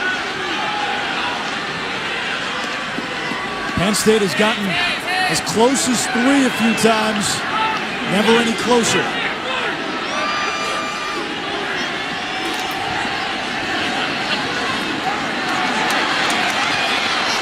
Brandow back in there for Yale. Brandow's shot turned away. We'll go to the fourth quarter. It's been a thriller after a thriller since the quarterfinal round began. 4 of the last 5 games in this tourney have gone to overtime. We're up for another awesome finish in Philly. Yale up by 3. The NCAA Men's Lacrosse Championships is brought to you by the $5 Grande Nachos Box, only at Taco Bell.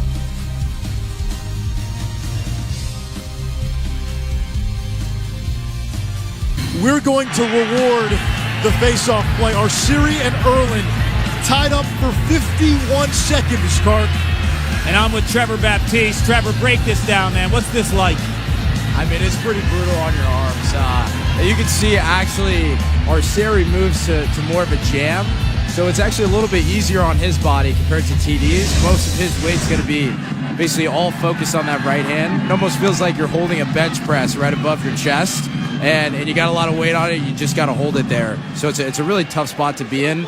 I think Penn State's doing a better job of wearing TD down, but I'd like to see them try to keep him on the field a little bit more. I mean, I'm not sure why TD sat out for a faceoff, but you got to imagine that he's tired. He's taking a ton of faceoffs, and if Arceri handles the ball well, can win the faceoff, try to keep him on a little bit. Try to make him chase him around. Yeah, and how much do you think this impacts in regards to the winner of this game in Monday with the quick turnaround? Oh, 100%. Yeah. Like, both these guys are going to be fatigued by the time Monday rolls around. And here we go again with another long one. Another long face-off. This is a grind. And you talked about the weightlifting. Got to break the news. Anish Shroff, when he goes to the gym, wears weightlifting gloves. Are you kidding me? Nope. Are you kidding me? I don't like getting calluses on my hands, Trevor. Erlen wins the faceoff.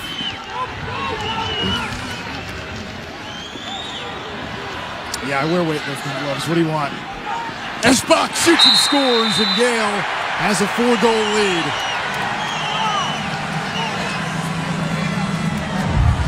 Depth of scoring.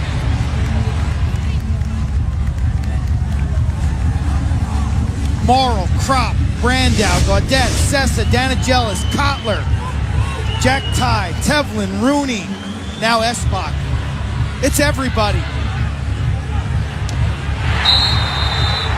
This kid's really come a long way. He's a sophomore, didn't see the field much last year during their title run, but known for his play in the wings of faceoffs. He's a really good athlete. He's super strong. You go out to practice, Kark, and he's one of those energy guys, jumps out at you. I mean, look at him. He's hiding his arm pads. He's a tough guy. Kark, TD Erlen getting a breather. Back to Joey Newman. And Newman can win the draw, but the biggest difference here is his escape ability. When he's been put in some tough spots during the season, and I saw against Georgetown as well, he'll win the draw, but can he escape the way that TD does? This was Jeff Tambroni's plan. Not ideal to be down 4, but they wanted to wear TD Erlen out in the fourth quarter. And that has worked to some degree. This one out of bounds. It's going to belong to Penn State. And Lars Tiffany is watching this, and he's hearing Trevor Baptiste talk about how guys are getting their forearms eaten up during these faceoffs, and he says, let it run, let it ride. There's a big advantage in playing the first game. Check out the data, Anish, tomorrow.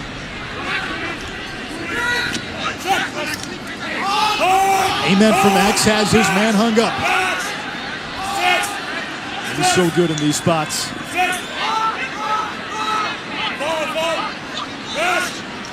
4 assists for Ament already today. 95 on the season. Ament now. Pythons his way around the crease. Finds Kelly. Can't hang on, and Yale scoops it up. Aiden Hines. Outlet to Danagelis, who's got a run out. A fabulous play by Hines. Check the ground ball, the crossfield pass. Beautiful, beautiful defense. The Monaco Grand Prix tomorrow morning, 9 o'clock a.m. on ESPN and the app. Most famous race on the Formula One circuit. You can watch an encore presentation on ABC at 3 Eastern. This game has felt like a Grand Prix. 30 goals today. The shot clock has injected some serious offense into this sport. Tevlin with a bouncer. Big save by Kanice. Goes over the cage with one hand to bring it in. And the rebound control was as impressive. Bobby Burns now. Now you got some offensive middies for Yale. See if you can keep them on the field. They've got Sessa trapped on defense.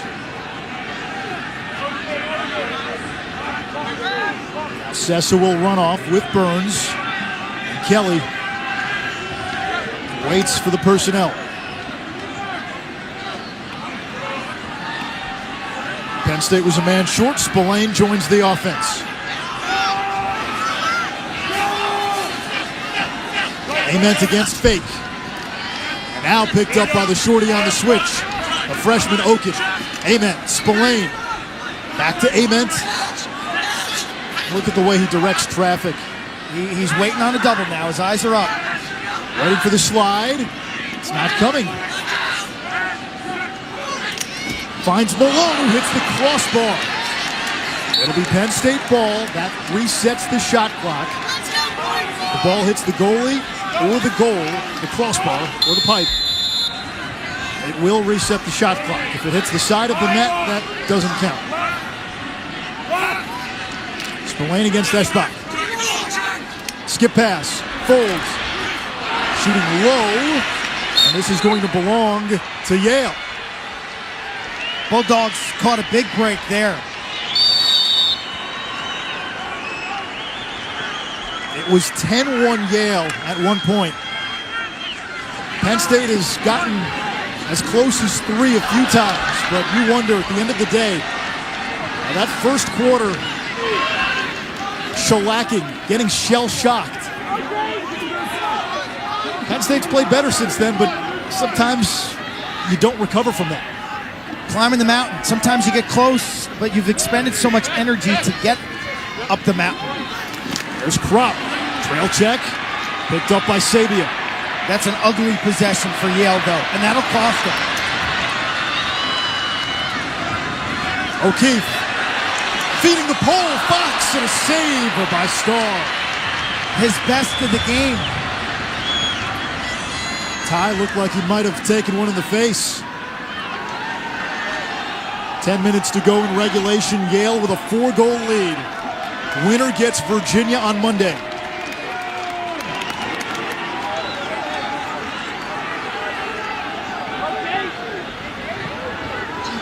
Virginia and Yale last played in 1991. Virginia and Penn State have not played since 2004.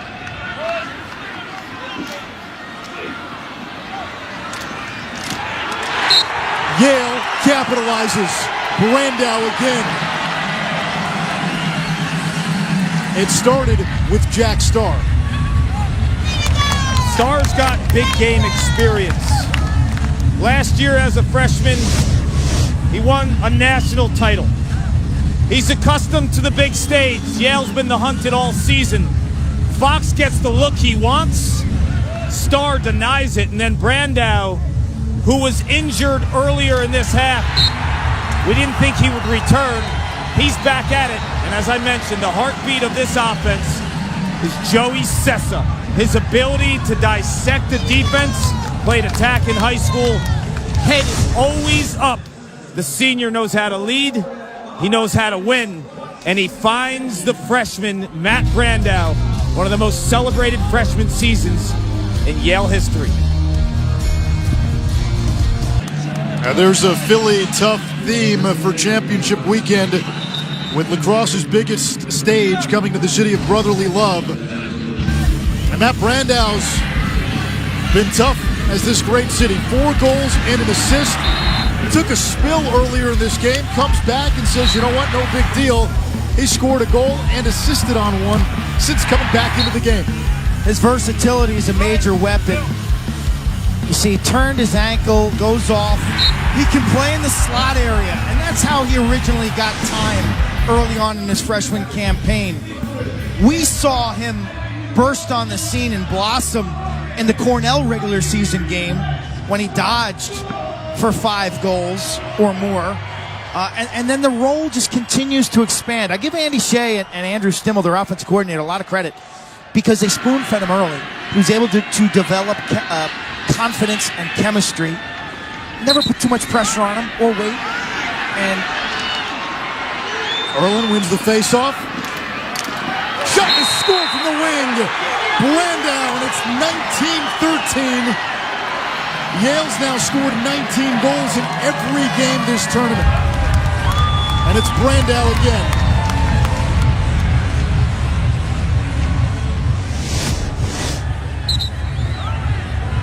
At the front, great exit strategy, and look at the pass. It's a little bit of a twister pass from TD, 6 and blue. Watch his hands when he makes this pass. Keeps in his right hand, but he throws it backhanded, and then Brandow splits right to left, changes direction, capitalizes on the overzealous approach. What can he do, Matt Brandow? Honestly, guy does everything.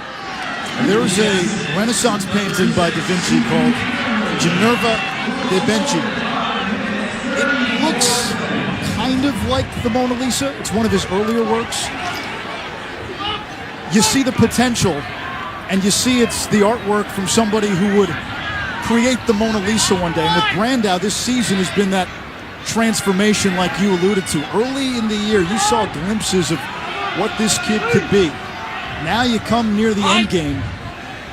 He's still only a freshman, but he is starting to tap into that potential, and it's starting to go kinetic. Here's Gaudette, shoots it wide.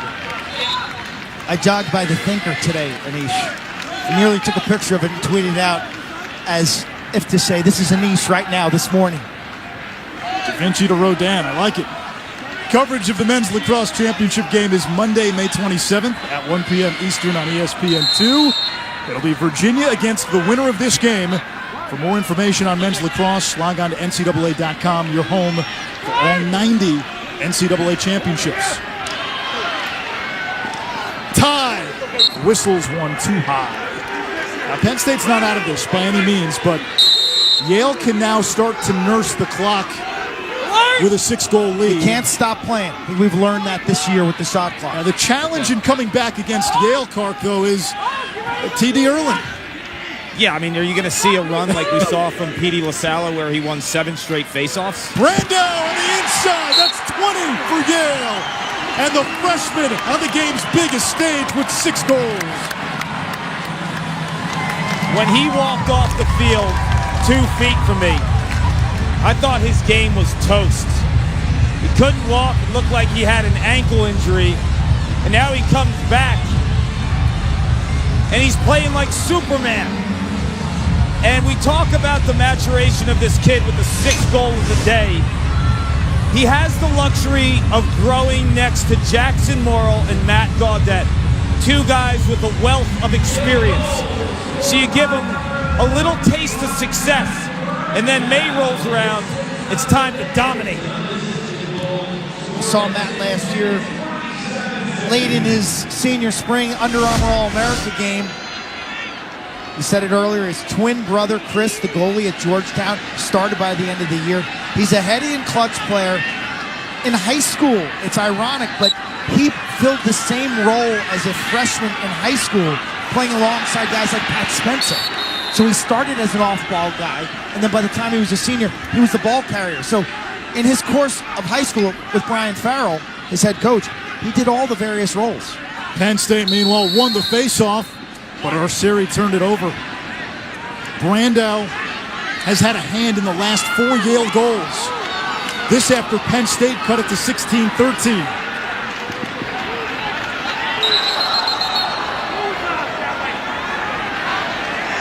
Yale gives it up. Penn State has lost only 1 game this season, and that was to Yale. Ament. Nittany Lions not going away. It's 20-14. Go back to that regular season meeting. Yale had a 5-goal lead in that game. Penn State in that 4th quarter was able to chip away, and they got to within 1. Well, when you do the math, a goal a minute certainly within reach. And so that this game is not over. Ament's shown a lot today as a goal scorer. In my eyes, more than a feeder. He's proved twice now on the run. First, he hit the near high corner. This one, he sees the opening between the wickets. Precision. Young man who showed up to Penn State lacrosse camp as a little guy, and the coaching staff couldn't take their eyes off of him. They kept meeting and saying, the effort. I don't know if he can play D1, he's too small. The effort. And here he is, best player potentially in program history. Jeff Tambroni told me a few years ago he was the missing piece, and he has been. 125 points now this season. Only Lyle Thompson, the Albany great, with more in a single season. Unbelievable. And he's just as good of a kid, man. I'm telling you, spending time with him, his personality is infectious, his love for the game.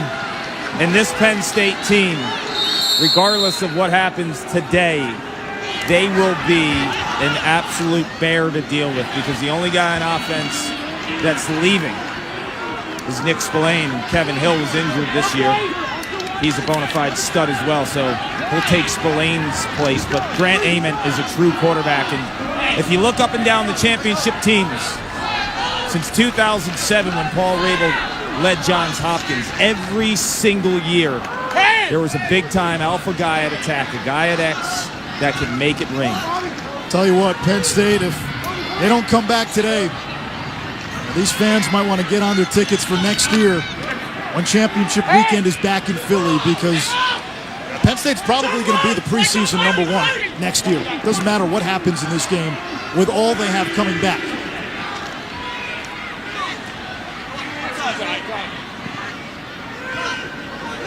And now they have a taste of this stage, Kark, and you know experience matters. Certainly does. Nice initial check there defensively by 31 Kevin Fox, a senior. He's been laying bricks at Penn State for his entire career. Turned over though. And Tevlin has it, and now Yale should run some clock. It's a bitter pill for these Penn State seniors. I tell you, guys like Fox though, man, they set the tone with their tempo, their energy, chasing people around, playing 100 miles an hour. Best team in school history. First trip to championship weekend. And Penn State goes on to have a decade of success as we push in to the next decade, the roaring 20s next year. Now they'll look back at this team as the one that finally got there and not just laid the bricks in the foundation, but they built upon it. And now you get a sense, I mean, look into this crowd, Q. They're generating the type of fan enthusiasm that you see with the traditional Blue Bloods, and frankly, until this season, they hadn't won anything. Now, there's something different about this Penn State movement, this pandemonium, so to speak, with their new stadium. Who else? Brandow. 7 goals for the freshman. Bringing back memories of Connor Gill, the Virginia Cavaliers. And a dominant freshman performance. 21 goals now for Yale. It's the most they've ever scored in an NCAA tournament game. Off the pick, driving up right-handed. Defender does not go cross-handed, which really opens the gate to beat your man topside. So as a Dodger, you're reading the body posture and stick of your defender. It's got to be in front. It's got to be upfield. If it's not, brandow just turns the corner. Andy Shea told us yesterday when we said, do you feel like you're being treated like the underdog? And he kind of gave us a half wink and a nod. It was a smirk. Right, it was a smirk. And he said, yeah, okay, we'll take it. We like being the underdog. But he also said, we feel so relaxed being here. Now, they played with pressure. And Andy Shea in the quarterfinal called a timeout that he didn't have at that time to call, and was whistled for a technical foul and put Penn man up. And he said even though they won that quarterfinal game, that mistake on his end ate him up after the game, days after the game. But he said getting back to championship weekend, knowing what this stage is like, having won it all last year, there was a sense of relief. And this team playing without the weight of the world on its shoulders is a scary proposition. In the tournament, the pressure is equally distributed amongst the 17 teams. Yale felt a lot of pressure early this year, February and March. Self-imposed, new situation. They had never experienced anything like it. Didn't play well, really. He said it was hanging over the team. They were gripping their sticks too tight. They lose to Nova in their opening game. I think they settled in. First round game at home, Georgetown. I know Coach wasn't happy with their defensive performance. And then last week, look, Penn in my eyes is a top 4 team. I thought the bracketing was not really fair. I think Yale and Penn are 2 of the top 4 teams in the country, and they just happen to meet in the quarters. Penn State into its 10-man ride. Goalie was out of the cage. Nittany Lions down 7. Season hanging by a thread. A team that's won 13 in a row. Top offense in the country. They've scored 13 plus in every game, but today they've given up 21. As that one whirls high from O'Keefe. Virginia awaits the winner. I think a lot of people are at home thinking what could have been, right? 10-1 lead that Yale started this game with. Just too much emotionally and physically for Penn State to rally from that kind of deficit. Amen to Folds, who scores. It's 21-15. The single-season NCAA tournament record for goals is 66, set by the undefeated 2006 Virginia team. Penn State has 61. Yale, 38 in their first two games, 21 today, has 59. Folds from British Columbia. Watch him with the corkscrew finish, the twister, to increase his angle. Eyes are always up. The best passing season in NCAA history by a country mile. Grant Amends forces every single one of his teammates to cut at a different speed because they know they can get the rock. 5 assists today for Ament, 96 on the season.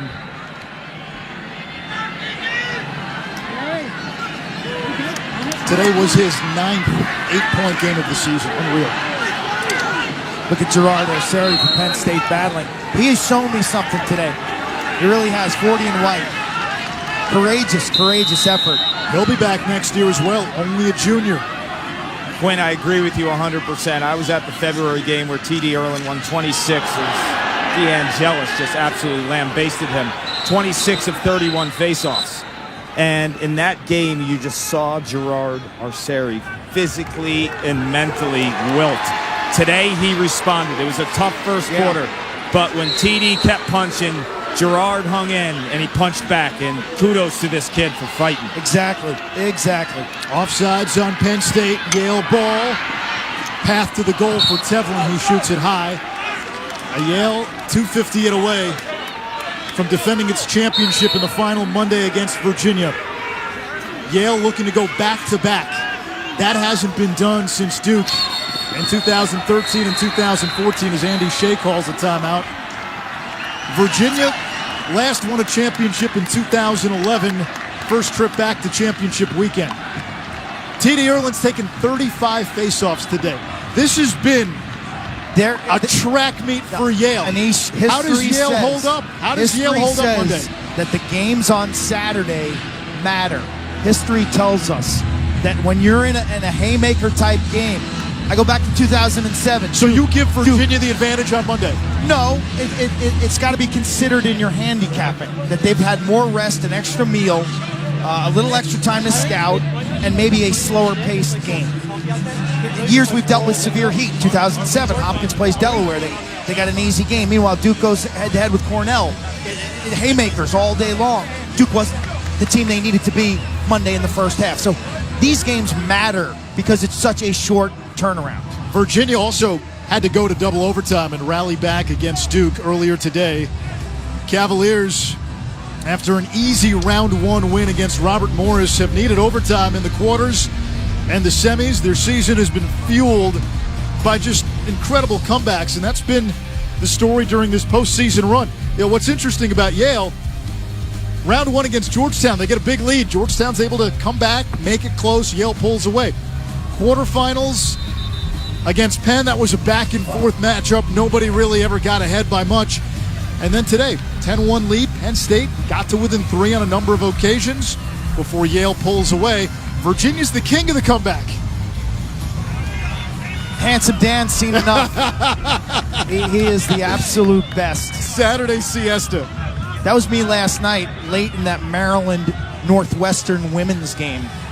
Terrific action from Homewood Field in the National Women's Semifinals. They'll play the final tomorrow, Sunday on ESPNU. Maryland against BC, Boston College. Yale with a 21-15 lead here. This Yale senior class, the winningest in program history. And chance to make more history as the double team works on Sessa. Eli's will look to go back-to-back. Monday afternoon. Now the legs betraying Penn State as Trainer fell. These skirmishes, they're first class, world class ground ball play in championship weekend. There's O'Keefe. Skip pass, Spillane. We got a procedure call on Penn State.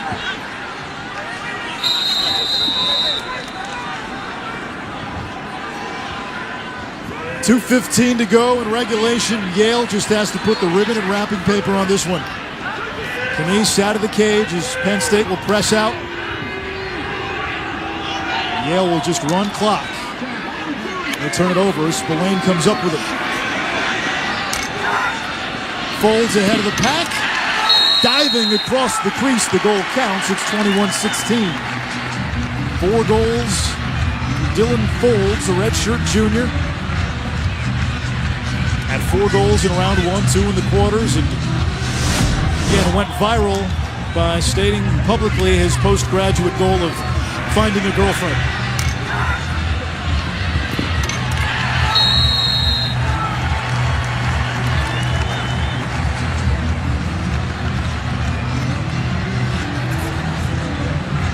Yale was the preseason number 1. That lost the season opener, as Quint said, to Villanova. Penn State has been the consensus number 1 for more than half the season. They came into this game on a 13-game win streak. They won their first 2 NCAA tournament games by combined score of 46-24, but fell behind 10-1 in this game and never really recovered. The flag is coming on Tommy Wright. Cotler hits the crossbar. Aaron Stewart missed field. Yeah, he did. Amen. Smacks it out of bounds. 1:26 to go. Yale will go man up. You got to be smart. You got to be careful. If you're a Yale player right now. Buzz on white, 23. 1 minute slash. Back check. Poke check. Wrap check. Didn't give him the kayak. Kark, you've been talking to Trevor Baptiste down there for a lot of the game. T.D. Erlin's taken almost 40 faceoffs today. I mean, how realistic is it that he can come back in a day's rest and be that eraser, be that gigantic advantage for Yale that he's been most of the season? Well, I'll ask Trevor that. TD has taken over 40 faceoffs in this game on a short rest. How realistic is it for him to have this kind of performance on Monday? Honestly, I think we'll see it. I mean, he's a great faceoff man, and I think he will have a good game on Monday.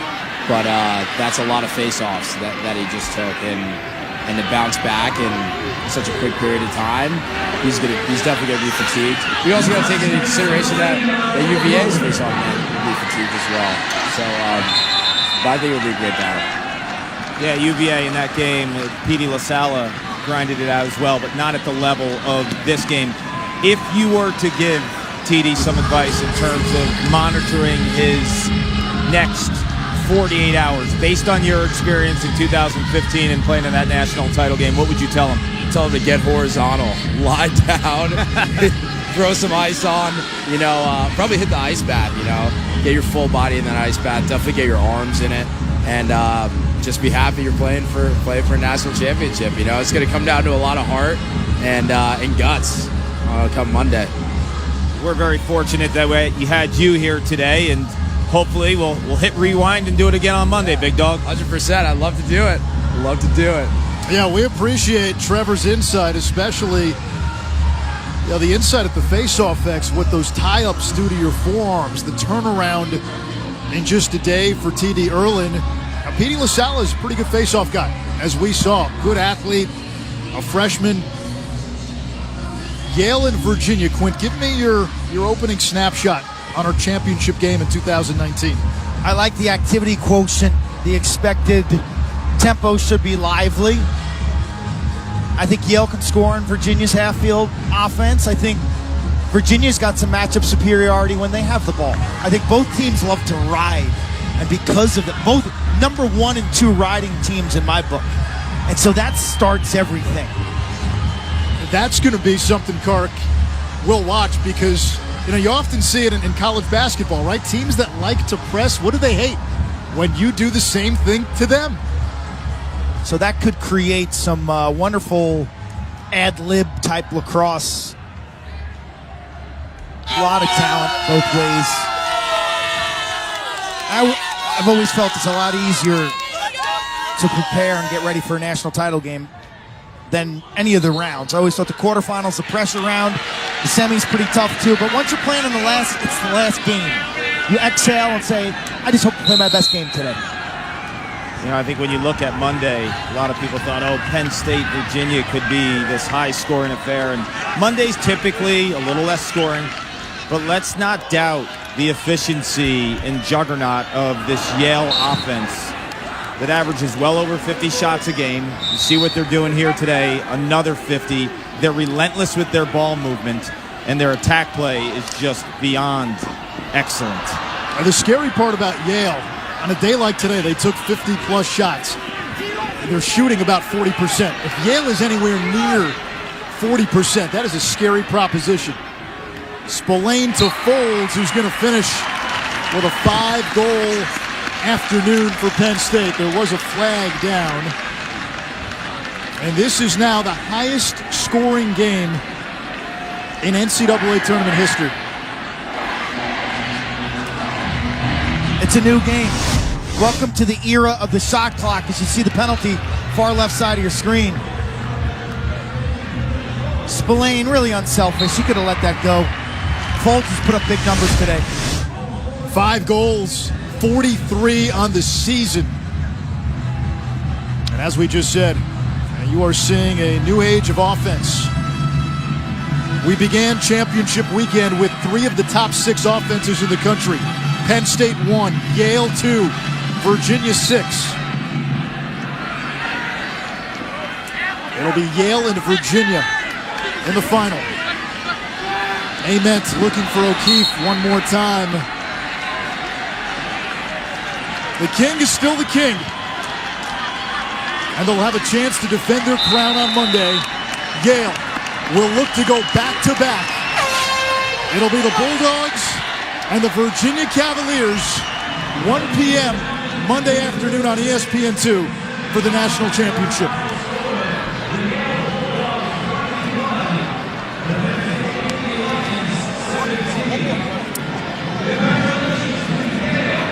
It started with an avalanche.